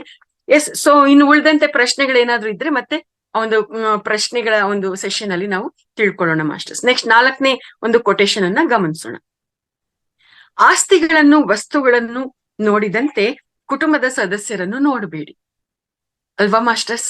ಮನೆಯಲ್ಲಿ ಇರೋರ್ಗಿಂತಲೂ ಆ ವಸ್ತುಗಳು ಮುಖ್ಯ ಅಂತ ನಾವು ಭಾವಿಸಿದೀವಿ ಅಂತಂದ್ರೆ ಅದ್ ಎಂತ ಅಜ್ಞಾನದ ಸ್ಥಿತಿ. ಆಸ್ತಿ ಪಾಸ್ತಿಗಳಿಗೂ ಮನೆಯಲ್ಲಿ ಇರುವಂತ ವ್ಯಕ್ತಿಗಳಿಗೂ ತುಂಬಾ ವ್ಯತ್ಯಾಸ ಇರುತ್ತೆ ಅಲ್ವಾ ಮಾಸ್ಟರ್ಸ್? ನಾನ್ ಇರೋದ್ರಿಂದಾನೇ ಆ ವಸ್ತುಗಳಿಗೆ ಒಂದು ಗೌರವ. 1 kg ಬಂಗಾರ ಇದೆ ಅನ್ಕೊಳ್ರಿ, ಆ 1 kg ಬಂಗಾರಕ್ಕೆ ಯಾವಾಗ ಬೆಲೆ ಬರುತ್ತೆ? ಆ 1 kg ಬಂಗಾರಕ್ಕೆ ನಾನು ಮರ್ಯಾದೆ ಕೊಟ್ಟಾಗ, ನಾನು ಅದಕ್ಕೆ ಇಂಪಾರ್ಟೆನ್ಸ್ ಕೊಟ್ಟಾಗ್ಲೇ ಆ 1 kg ಬಂಗಾರಕ್ಕೆ ಬೆಲೆ ಬರುತ್ತೆ. ಇಲ್ಲ ಆ 1 kg ಬಂಗಾರ ಅಲ್ಲಿ ಬೇರೆ ಕಲ್ಲುಗಳು ಅದು ಇದು ಬಿದ್ದಂಗೆ ಅದು ಕೂಡ ಬಿದ್ದಿರುತ್ತೆ ಅಂತಂದ್ರೆ ಬಂಗಾರಕ್ಕೆ ಏನಾದ್ರೂ ಬೆಲೆ ಇದೆಯಾ? ಇಲ್ಲ. ಅಂದ್ರೆ ಇದ್ರ ಅರ್ಥ ಏನು? ಆ ಒಂದು ವಸ್ತುಗಳಿಗೆ ನನ್ನಿಂದ ಬೆಲೆ ಬರ್ತಾ ಇದೆಯೇ ಹೊರತು ಆ ವಸ್ತುಗಳಿಂದ ನನಗೆ ಅಲ್ಲ. ಈ ಒಂದು ಕೋನದಲ್ಲಿ ನಾವು ಅರ್ಥ ಮಾಡ್ಕೋಬೇಕು. ಆಸ್ತಿ ಪಾಸ್ತಿಗಳನ್ನ ನೋಡೋ ಹಾಗೆ ನಾವು ಮನುಷ್ಯರನ್ನ ನೋಡ್ಬಾರ್ದು ಅಂತಂದಾಗ ಆಸ್ತಿ ಪಾಸ್ತಿಗಳಿಗಿಂತಲೂ ಅಲ್ಲಿರ್ತಕ್ಕಂಥ ವ್ಯಕ್ತಿಗಳ ಭಾವನೆಗಳು ನಮ್ಗೆ ಮುಖ್ಯ ಆಗತ್ತೆ. ಆ ವ್ಯಕ್ತಿಗಳ ಜೊತೆ ಇರ್ತಕ್ಕಂಥ ಸಂಬಂಧ ಬಾಂಧವ್ಯ ನಮ್ಗೆ ಆ ವಸ್ತುಗಳಿಗಿಂತಲೂ ಇಂಪಾರ್ಟೆಂಟ್ ಆಗಿರುತ್ತೆ. ಈ ಎಲ್ಲಾ ಕೋನಗಳಲ್ಲಿ ನಾವ್ ಇದನ್ನ ಅರ್ಥ ಮಾಡ್ಕೋಬೇಕು. ಆಸ್ತಿ ಪಾಸ್ತಿಗಳನ್ನ ನೋಡ್ದಂಗೆ ಮನುಷ್ಯನ ನಾವು ನೋಡ್ತೀವಿ, ಅವರಿಂದ ನನಗೇನ್ ಲಾಭ ಅನ್ನೋ ರೀತಿಯಲ್ಲಿ ನಾವು ನೋಡ್ತೀವಿ ಅಂತಂದಾಗ ಮನುಷ್ಯರ ಜೊತೆ ಇರ್ತಕ್ಕಂಥ ಸಂಬಂಧ ಬಾಂಧವ್ಯದಲ್ಲಿ ನಾವು ಲಾಭ ನಷ್ಟ ಇಂಥದನ್ನ ನಾವು ಲೆಕ್ಕಾಚಾರ ಹಾಕೊಂಡು ನಾವು ಅವ್ರ ಜೊತೆ ವ್ಯವಹಾರ ಮಾಡ್ತೀವಿ ಅಂತಂದಾಗ ಅಲ್ಲಿ ಅದು ಬೇರೆ ರೀತಿಯಾಗಿರುತ್ತೆ ಮಾಸ್ಟರ್ಸ್. ಕುಟುಂಬ ಅಂತಂದಾಗ, ಕುಟುಂಬದ ಸದಸ್ಯರು ಅಂತಂದಾಗ ಅಲ್ಲಿ ಲಾಭ ನಷ್ಟದ ಪರಿಕಲ್ಪನೆ ಬರೋ ಹಾಗೆ ಇಲ್ಲ. ಆ ಲಾಭ ನಷ್ಟದ ಪರಿಕಲ್ಪನೆ ಬಂದಿದೆ ಅಂದ್ರೆ ಅದು ವ್ಯಾಪಾರ ಆಗಿರತ್ತೆ, ಒಂದು ವ್ಯವಹಾರ ಆಗಿರತ್ತೆ ಹೊರತು ಅದು ಒಂದು ಕುಟುಂಬ ಅಂತ ಆಗಿರೋದಿಲ್ಲ. ಇದು ಇಲ್ಲಿರ್ತಕ್ಕಂಥ ಸೂಕ್ಷ್ಮತೆ, ನಾವ್ ಅದನ್ನ ಗಮನಿಸ್ಕೋಬೇಕು. ಆ ವಸ್ತುಗಳಿಗಿಂತಲೂ ನಮ್ಮ ಕುಟುಂಬದಲ್ಲಿ ಇರೋರೆ ನಮ್ಗೆ ತುಂಬಾ ಇಂಪಾರ್ಟೆಂಟ್ ಆಗಿರೋಂತವ್ರು. ಆ ಟಿವಿ ಹೊಟ್ಟೋಯ್ತಾ, ಹೋಗ್ಲಿ ಬಿಡು, ಟಿವಿಗಿಂತಲೂ ನನ್ಗೆ ನನ್ ಮಕ್ಕಳೇ ಇಂಪಾರ್ಟೆಂಟ್. ಏನೋ ಅಚಾತುರ್ಯ ಹೋಗಿದೆ, ಬಿಟ್ಟಾಕ್ಬೇಕು. ಏನೋ ಒಂದು ಒಡವೆ ಕಳೆದೋಯ್ತಾ, ಆಯ್ತು ಕಳೆದೋಗಿದೆ, ಬೇಕಾದ್ರೆ ಸಂಪಾದನೆ ಮಾಡ್ಕೊಳ್ತೀವಿ. ಆದ್ರೆ ನನ್ ಕುಟುಂಬದಲ್ಲಿ ಅದನ್ನ ಯಾರು ಕಳ್ದಾಕಿರ್ತಾರೋ ಅವ್ರ ವಿಷಯದಲ್ಲಿ ನಾನು ಹೆಂಗಂದಂಗೆ ನಡ್ಕೊಂಡಿದೀನಿ ಅಂತಂದ್ರೆ ಅಲ್ಲಿ ಆ ಒಂದು ನನ್ನ ಕುಟುಂಬದ ಸದಸ್ಯರ ಜೊತೆ ಆ ಒಂದು ಸಂಬಂಧ ಬಾಂಧವ್ಯಕ್ಕೆ ಕೊಡಲಿ ಪೆಟ್ಟು ಬೀಳ್ತಾ ಇರುತ್ತೆ. ಇವೆಲ್ಲ ಕೂಡ ಸೂಕ್ಷ್ಮವಾಗಿರ್ತಕ್ಕಂಥ ವಿಚಾರಗಳು. ಹಾಗಾಗಿ ಆಸ್ತಿ ಪಾಸ್ತಿಗಳು ಮತ್ತೆ ವಸ್ತುಗಳನ್ನ ನೋಡದಂತೆ ಕುಟುಂಬದ ಸದಸ್ಯರನ್ನ ನೋಡಬಾರ್ದು ಅನ್ನೋದು ಇಲ್ಲಿ ನಮ್ಗೆ ಅರ್ಥ ಮಾಡಿಸಿರುವಂತದ್ದು. ಎಸ್ ಮಾಸ್ಟರ್ಸ್, ಈಗ 5ನೇ ಕೊಟೇಶನ್ ಅನ್ನ ಗಮನಿಸೋಣ. ಆರಾಟ ಎನ್ನುವುದು ಇಲ್ಲದೆ ಹೋದರೆ ನಮ್ಮ ಜೀವನದಲ್ಲಿ ಅರ್ಧ ಭಾಗದಷ್ಟು ಹೋರಾಟದ ಅವಶ್ಯಕತೆಯೇ ಇರುವುದಿಲ್ಲ. ಗಮನಿಸಿ ನೋಡಿ, ಆರಾಟ ಪಡ್ತಾ ಇರ್ತೀವಿ, ಬೇಗ ಎದೊಳ್ಬೇಕು, ಬೇಗ ಹೋಗ್ಬೇಕು, ಎದೊಳ್ರಿ, ನಡೀರಿ, ಎದೊಳ್ರಿ, ಮಾಡ್ರಿ ಅಂತ ನಾವು ಸಿಕ್ಕಾಪಟ್ಟೆ ಆರಾಟ ಪಡ್ತಾ ಇರ್ತೀವಿ. ಅಲ್ಲಿ ಎಷ್ಟು ಆರಾಟ ಪಡ್ತಾ ಇರ್ತೀವಿ ಅಂತಂದ್ರೆ, ಈಗ ನಾನು ಏನ್ ಅನ್ಕೊಳ್ತೀನೋ ಅದು ಈ ಮೊಮೆಂಟ್ ಅಲ್ಲೇ ಆಗೋಗ್ಬಿಡ್ಬೇಕು ಆ ಕೆಲ್ಸ ಅಂತ ಅನ್ಕೊಳ್ತಾ ಇರ್ತೀವಿ. ಅದು ಆ ರೀತಿಯಾಗಿ ಆಗೋದಿಕ್ಕೆ ಸಾಧ್ಯ ಇದೆಯಾ ಮಾಸ್ಟರ್ಸ್? ಒಂದು ಮಗು ಗರ್ಭದಲ್ಲಿ ಇದೆ ಅಂತಂದಾಗ ಆ ಮಗು ಸಂಪೂರ್ಣವಾಗಿ ಮಗುವಿನ ಶರೀರವನ್ನ ಪಡ್ಕೊಂಡು ಈ ಒಂದು ಭೂಮಿ ಮೇಲೆ ಬರ್ಬೇಕು ಅಂದ್ರೆ 9 ತಿಂಗಳು ಈ ರೀತಿಯಾಗಿ ಕಳಿಲೇಬೇಕಲ್ವಾ ಮಾಸ್ಟರ್ಸ್? ಆ 9 ತಿಂಗಳು ಕಳಿಯೋವರೆಗೂ ಕೂಡ ಆ ಮಗು ಭೂಮಿಗೆ ಬರೋ ಹಾಗೆ ಇಲ್ಲ. ಆ ಮಗು ನನಗ್ ಬೇಕು, ಬೇಗ ಅದು ಭೂಮಿಗೆ ಬರ್ಬೇಕು ಅಂತ ನಾವು ಆರಾಟ ಪಟ್ಬಿಟ್ರೆ ಅವಾಗ ಆ ಬರುವಂತ ಮಗು ಸರಿಯಾಗಿ ಬರತ್ತಾ, ಆರೋಗ್ಯವಾಗಿರುತ್ತಾ, ಅಥವಾ ಬಂದಿರುವಂತದ್ದು ಜೀವಂತವಾಗಿರುತ್ತಾ? ಇಲ್ಲ ತಾನೆ. ಸೊ ಮಗು ಮಗು ಮಗು ಅಂತ ಆರಾಟ ಪಡೋದ್ರಲ್ಲಿ, ಅವಿವೇಕದಿಂದ ಆರಾಟ ಪಡೋದ್ರಲ್ಲಿ ಏನು ಅರ್ಥ ಇಲ್ಲ ಅಂತ ನಮ್ಗೆ ಹೇಗೆ ಗೊತ್ತಾಗಿದ್ಯೋ ಅದೇ ರೀತಿಯಾಗಿ ಪ್ರತಿಯೊಂದು ವಿಷಯದಲ್ಲೂ ಕೂಡ. ಹಂಗಾದ್ರೆ ಆರಾಟನೇ ಪಡಬಾರ್ದ ಅಂತಂದ್ರೆ ಆರಾಟ ಅನ್ನುವಂಥದ್ದು ಅಲ್ಲ ಅಲ್ಲಿ ಇರ್ಬೇಕಾಗಿರುವಂತದ್ದು, ವಿವೇಕ ಇರ್ಬೇಕು. ಆ ವಿವೇಕದಿಂದ, ಅರಿವಿನಿಂದ, ಪ್ರಜ್ಞೆಯಿಂದ ನಾವಲ್ಲಿ ನಡ್ಕೋಬೇಕಾಗತ್ತೆ. ಈ ರೀತಿಯಾಗಿ ನಾವು ನಡ್ಕೊಂಡಾಗ ಅಲ್ಲಿರ್ತಕ್ಕಂತ ಒಂದು ಸಮಸ್ಯೆಗಳು ಏನಿರುತ್ತೆ, ಸಮಸ್ಯೆಗಳು ಬರೋದಿಲ್ಲ. ಅನವಶ್ಯಕವಾಗಿ ನಾವು ಆರಾಟ ಪಟ್ಟಿದೀವಿ ಅಂತಂದ್ರೆ, ಅನವಶ್ಯಕವಾಗಿ ನಾವು ಇಲ್ದೇ ಇರ್ತಕ್ಕಂತ ಅಲ್ಲಿ ಸ್ಟ್ರೆಸ್ ಅನ್ನ ಕ್ರಿಯೇಟ್ ಮಾಡಿದೀವಿ ಅಂತಂದ್ರೆ ಅಲ್ಲಿ ಸಮಸ್ಯೆ ಅನ್ನುವಂಥದ್ದು ಸಹಜವಾಗಿನೇ ಅಲ್ಲಿ ಎದ್ದೊಳ್ತಾ ಇರುತ್ತೆ. ಹಾಗಾಗಿ ನಮ್ಮ ಜೀವನದಲ್ಲಿ ಈ ಆರಾಟ ಅನ್ನೋದು ಇಲ್ದೆ ಹೋದ್ರೆ ನಮ್ಮ ಜೀವನದಲ್ಲಿ ಅರ್ಧ ಭಾಗದಷ್ಟು ಹೋರಾಟದ ಅವಶ್ಯಕತೆನೇ ಇರೋದಿಲ್ಲ. ಇವಾಗ ಹೆಂಡತಿ ಆದವಳು ಅಡಿಗೆ ಮಾಡ್ತಾ ಇರ್ತಾಳೆ ಅಂತ ಅನ್ಕೊಳ್ರಿ. ಅಡಿಗೆ ಮಾಡ್ತಾ ಇದ್ದಾಗ ಯಾರೋ ಬಂದ್ಬಿಟ್ಟು ಬೇಗ ಬೇಗ ಮಾಡ್ರಿ, ಅಡಿಗೆ ಆಗೋಯ್ತು, ಟೈಮ್, ನಾನು ಹೋಗ್ಬೇಕು, ಇಷ್ಟೊತ್ತ ಮಾಡೋದು ಅಂತ ಏನಾದ್ರು ಅಲ್ಲಿ ಜೋರ್ ಮಾಡಿದ್ರೆ, ನಾನು ಎದ್ದಾಗಿಂದ ಕರೆಕ್ಟ್ ಆಗಿ ಅಚ್ಚುಕಟ್ಟಾಗಿ ನಾನು ಅಡಿಗೆ ಮಾಡ್ತಾ ಇದ್ದೀನಿ, ನಾನ್ ಅಡಿಗೆ ಮಾಡ್ತಾ ಇರುವಾಗ ಅದಾಗೋವರೆಗೂ ನೀವು ತಡಿಬೇಕು, ಅದು ಬೇಯೋವರೆಗೂ ನೀವು ತಡಿಬೇಕು, ಅದು ಬೇಯೋಕು ಮೊದ್ಲೇನೆ ಇನ್ನೂ ಮಾಡ್ಲಿಲ್ವಾ ಇಷ್ಟೊತ್ತ ಅಂತಂದ್ರೆ ಅದು ಅಡಿಗೆ ಆಗೋದಿಲ್ಲ, ರುಚಿಯಾಗಿರೋದಿಲ್ಲ ಅಂತ ನಾವು ಕೂಡ ಅಲ್ಲಿ ಜೋರಾಗಿ ಮಾತಾಡೋದಿಕ್ಕೆ ಅವಕಾಶ ಆಗುತ್ತೆ. ಅಂದ್ರೆ ಆರಾಟ ಅನ್ನೋದು ಪಡ್ತಾ ಇದ್ದೀವಿ ಅಂತಂದ್ರೆ ಅದರ ಹಿಂದೆ ವಿವೇಕ ಇಲ್ದೆ ಇದ್ದಾಗ ಅಲ್ಲೆಲ್ಲ ಸಮಸ್ಯೆಗಳು ಕ್ರಿಯೇಟ್ ಆಗುತ್ತೆ. ಈ ಕೋನದಲ್ಲಿ ಇದೆಲ್ಲವನ್ನು ಕೂಡ ನಾವು ಅರ್ಥ ಮಾಡ್ಕೋಬೇಕಾಗಿದೆ. S masters. ಓಕೆ, 6:05 ಆಗಿದೆ. ಸೊ ಕೊಟ್ಟಿರ್ತಕ್ಕಂತ ಸಮಯ ಮುಗಿದಿದೆ. ಹಾಗಾಗಿ ಈ ಒಂದು ವಿಚಾರಗಳ ಒಂದು ವಿನಿಮಯವನ್ನ ಇಲ್ಲಿಗೆ ಮುಗಿಸ್ತಾ ಇದ್ದೀನಿ. ಇನ್ನು ಉಳಿದಿರ್ತಕ್ಕಂಥ ವಿಚಾರಗಳನ್ನ ಮುಂದಿನ ಭಾಗದಲ್ಲಿ ಗಮನಿಸೋಣ ಮಾಸ್ಟರ್ಸ್. ಇಷ್ಟು ಹೊತ್ತು ಇಷ್ಟೆಲ್ಲ ವಿಷಯಗಳನ್ನ ನಿಮ್ಮೆಲ್ಲರ ಜೊತೆ ಹಂಚ್ಕೊಳ್ಳೋದಿಕ್ಕೆ ನನಗೆ ಅವಕಾಶ ಮಾಡಿಕೊಟ್ಟಿರ್ತಕ್ಕಂಥ ಈ ಮಹಾವತಾರ್ ಫೌಂಡೇಶನ್ಗೆ ಮತ್ತು ರಂಗನಾಥ್ ಸರ್ಗೆ ತುಂಬಾ ಹೃದಯದ ಧನ್ಯವಾದಗಳನ್ನ ಅರ್ಪಿಸ್ತಾ ಇದ್ದೀನಿ. Thank you very much. Thank you madam. So Vijaya Bhat madam, so ಪ್ರಶ್ನೋತ್ತರ ನಡೆಸಿ. ನಮಸ್ಕಾರಗಳು ಮೇಡಮ್, ಎಲ್ಲರಿಗೂ ನಮಸ್ಕಾರ. ತುಂಬಾ ಚೆನ್ನಾಗಿ ನಮ್ಮ ಜೀವನದಲ್ಲಿ ಏನೇನು ಅಳವಡಿಸಿಕೊಳ್ಬೇಕು ಅಂತ ಹೇಳೋದನ್ನ ಚೆನ್ನಾಗಿ ವಿವರಿಸ್ತಾ ಇದ್ದೀರಿ. ಈಗ 4 ಸೆಷನ್ ಇಂದ ನಾವು ಎಲ್ಲಿದ್ರು ಹೇಗಿದ್ರು ಆನಂದವಾಗಿರಲಿಕ್ಕೆ ನಮ್ ಜೊತೆ ನಾವಿರ್ಬೇಕು, ಸೆಲ್ಫ್ ಡಿಪೆಂಡೆನ್ಸಿ ಅಂತ ಹೇಳಿದ್ರಿ. ನೀವು ನಿಮ್ ಪಾತ್ರೆ ತೊಳಿಬೇಕಾದ್ರೆ ಹಾಡ್ ಹೇಳ್ತೀರಿ. ನನ್ನ ಸ್ವಭಾವನೂ ಹಾಗೆ ಮೇಡಮ್. ನಾ ಬೆಳಗ್ಗೆ ಎದ್ದಾಗಿಂದನು ಪಾತ್ರೆ ತೊಳಿಲಿ, ಏನೇ ಮನೆ ಕಸ ಗುಡಿಸಿದ್ದು ಎಲ್ಲದಕ್ಕೂ ನಾನು ಲಲಿತಾ ಸಹಸ್ರನಾಮ, ವಿಷ್ಣು ಸಹಸ್ರನಾಮ ಇದ್ರನ್ನ ಹೇಳ್ತಾನೆ ಇರ್ತೀನಿ. ಮತ್ತೆ ಸಾಯಂಕಾಲ ಕೆಲಸ ಆದ್ರೂ ಬೇರೆ ಯಾವ್ದೋ ಒಂದು ನಮ್ಮ ಹಾಬಿಗಳಲ್ಲಿ ಉಪಯೋಗಿಸ್ಕೊಳ್ತೀನಿ. ಅವಾಗ ಬೇರೆ ಆಲೋಚನೆನೇ ಬರೋದಿಲ್ಲ.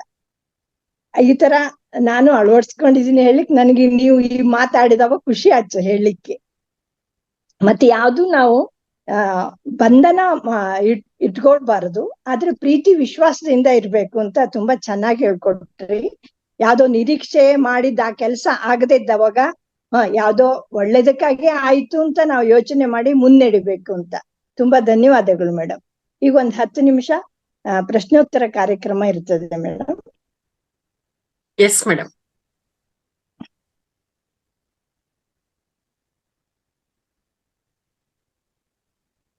ಸುಜಾತ,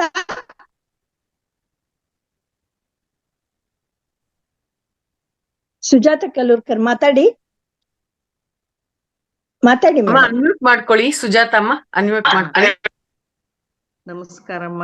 ತುಂಬಾ ತುಂಬಾ ತುಂಬಾ ನಮ್ಮ ಜೀವನದಲ್ಲಿ ನಡೆಯುವಂತ ದಿನದ ನಿತ್ಯದ ಆಚರಣೆಗಳನ್ನು ಇವತ್ತು ನೀವು ಅಳವಡಿಸಿದ್ರೆ ಅದು ಮತ್ತೆ ಒಳಗಿಂದನೂ ಹೊರಗೆ ಬಂತು.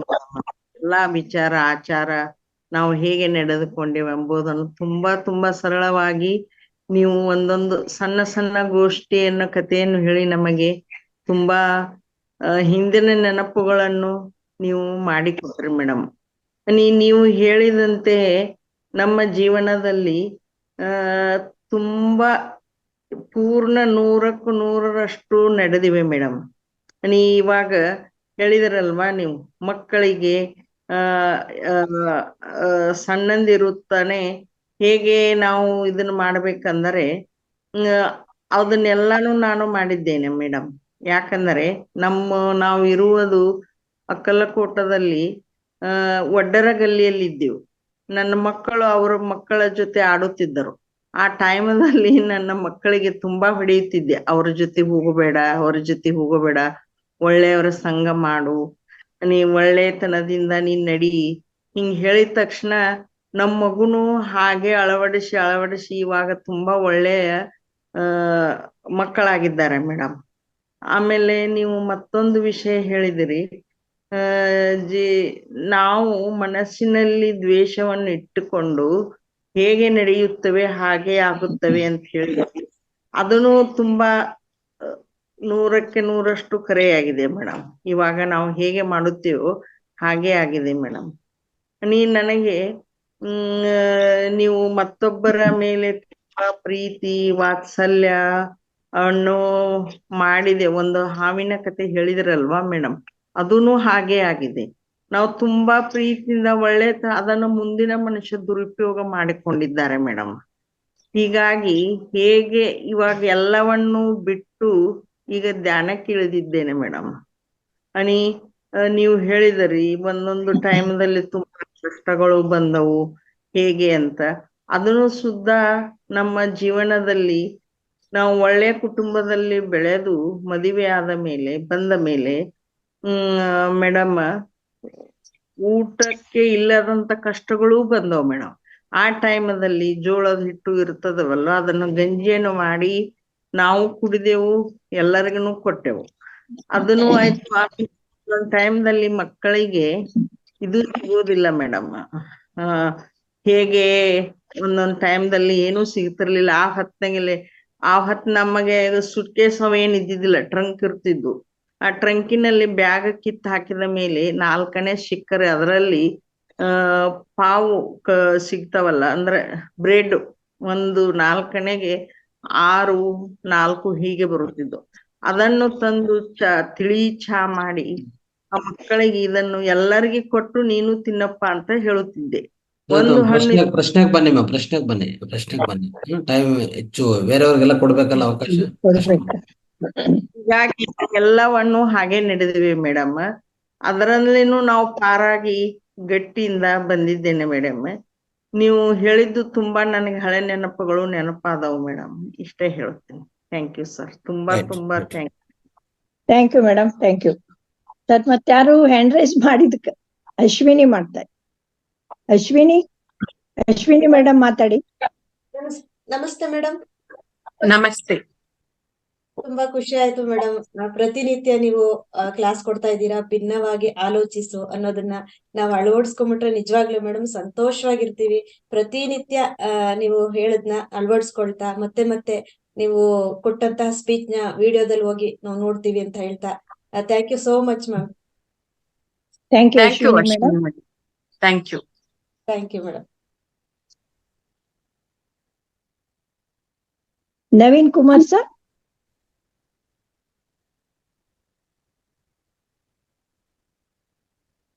ನವೀನ್ ಕುಮಾರ್ ಸರ್ ಮಾತಾಡಿ. ಬೇಗ ಬೇಗ ಮಾತಾಡಿ, ಟೈಮ್ ಹೋಗ್ತಾ ಇದೆ, ಮೇಡಮ್ಗೂ ಕೆಲಸ ಇರ್ತದೆ. ಮೇಡಮ್ ಟೈಮ್ ವೇಸ್ಟ್ ಮಾಡ್ಬಾರ್ದಲ್ವಾ? ಓಕೆ ಅಮ್ಮ, ನಾನೇ ಮಾತಾಡ್ತೀನಿ. ನಮಸ್ತೆ ಮೇಡಮ್. ನಮಸ್ತೆ ಗುರುಜಿ. ನಮಸ್ತೆ, ಹೇಳಿ ಮೇಡಮ್. ಇವತ್ತಿನ ಕ್ಲಾಸ್ ತುಂಬಾ ಅದ್ಭುತವಾಗಿತ್ತು ಮೇಡಮ್. ಭಿನ್ನವಾಗಿ ಆಲೋಚಿಸು ಮುಂದುವರೆದ ಭಾಗದಲ್ಲಿ ನಾವು ಇವತ್ತು ತುಂಬಾ ಒಳ್ಳೊಳ್ಳೆ ವಿಷಯಗಳನ್ನ ತಿಳ್ಕೊಂಡ್ವಿ ಮೇಡಮ್. ಈಗ ಹೇಗೆ 9 ತಿಂಗಳು ಮಗು ಬರೋದಕ್ಕೋಸ್ಕರ ನಾವು ಕಾಯ್ಬೇಕಲ್ಲ, ಹಾಗೇನೆ ನಮ್ ಜೀವನದಲ್ಲಿ ಒಳ್ಳೇದ್ ಬರೋದಕ್ಕೆ ನಾವು ಕಾಯ್ಬೇಕು ಅಂತ ಇವತ್ತಿನ ಕ್ಲಾಸ್ ಅಲ್ಲಿ ನಾವು ತಿಳ್ಕೊಂಡ್ವಿ ಮೇಡಮ್. ತುಂಬಾ ಅದ್ಭುತವಾಗಿತ್ತು madam. Thank you madam. Thank you so much. Thank you guruji. Thank you.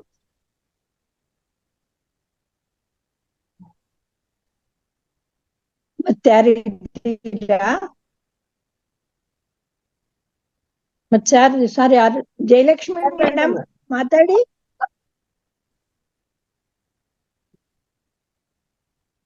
Jayalakshmi madam unmute ಮಾಡ್ಕೊಂಡು ಮಾತಾಡಿ. ಹಾ, ಈಗ ಅನ್ಮ್ಯೂಟ್ ಆಯ್ತು. ನಮಸ್ತೆ ಮೇಡಮ್. ತುಂಬಾ ಚೆನ್ನಾಗಿ ಮಾತಾಡಿದ್ರಿ. ತುಂಬಾ ಚೆನ್ನಾಗಿ ಮಾತಾಡಿದ್ರಿ. ನಂಗೇನು ಪ್ರಶ್ನೆಗಳೇ ಬರ್ಲಿಲ್ಲ, ಆದ್ರೂ ಧನ್ಯವಾದ ಹೇಳೋದಕ್ಕೆ ಅಷ್ಟೇ ಕೈ ಎತ್ತಿದೆ. ತುಂಬಾ ಚೆನ್ನಾಗಿ ಮಾತಾಡಿದ್ರಿ. ತುಂಬಾ ಧನ್ಯವಾದಗಳು. Thank you. Thank you thank you. Madam. Thank you Jaya.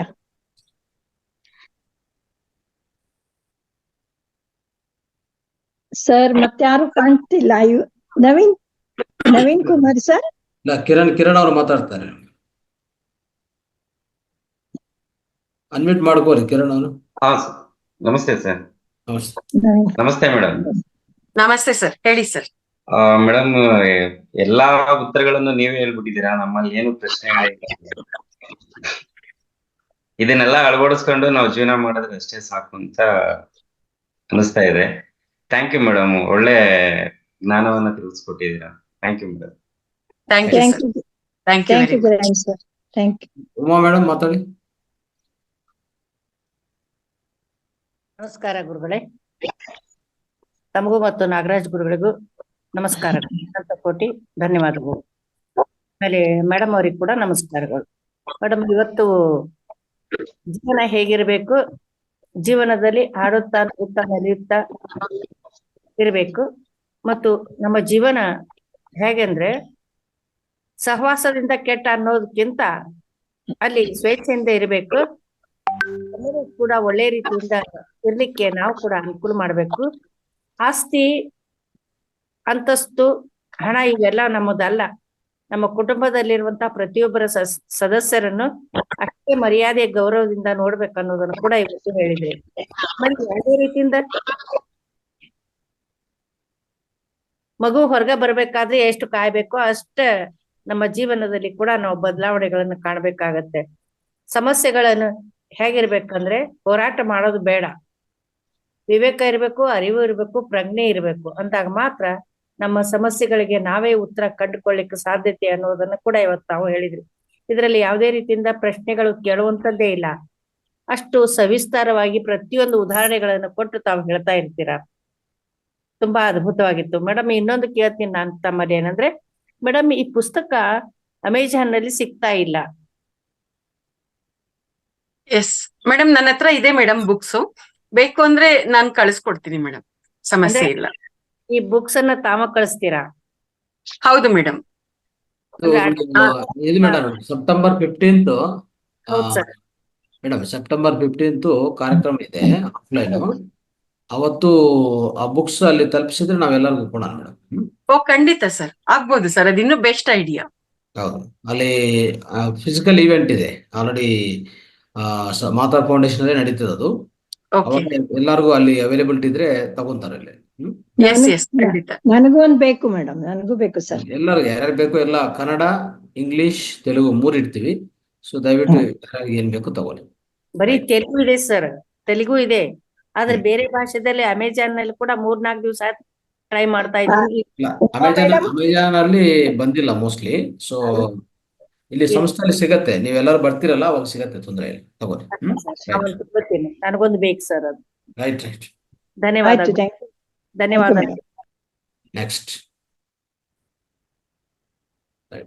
Next ಯಾರಿದಾರಮ್ಮ? Basavaraj ಅವರು ಮಾತಾಡ್ತೀರಾ?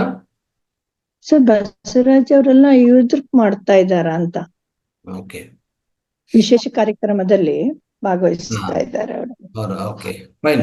ಇನ್ನು ಅಷ್ಟೇ ಅಲ್ಲ, ಪ್ರಶ್ನೆಗಳು ಮುಗೀತು ಏನು? ಮುಗೀತೆ ಅನ್ನಿಸ್ತದೆ. ರೈಟ್.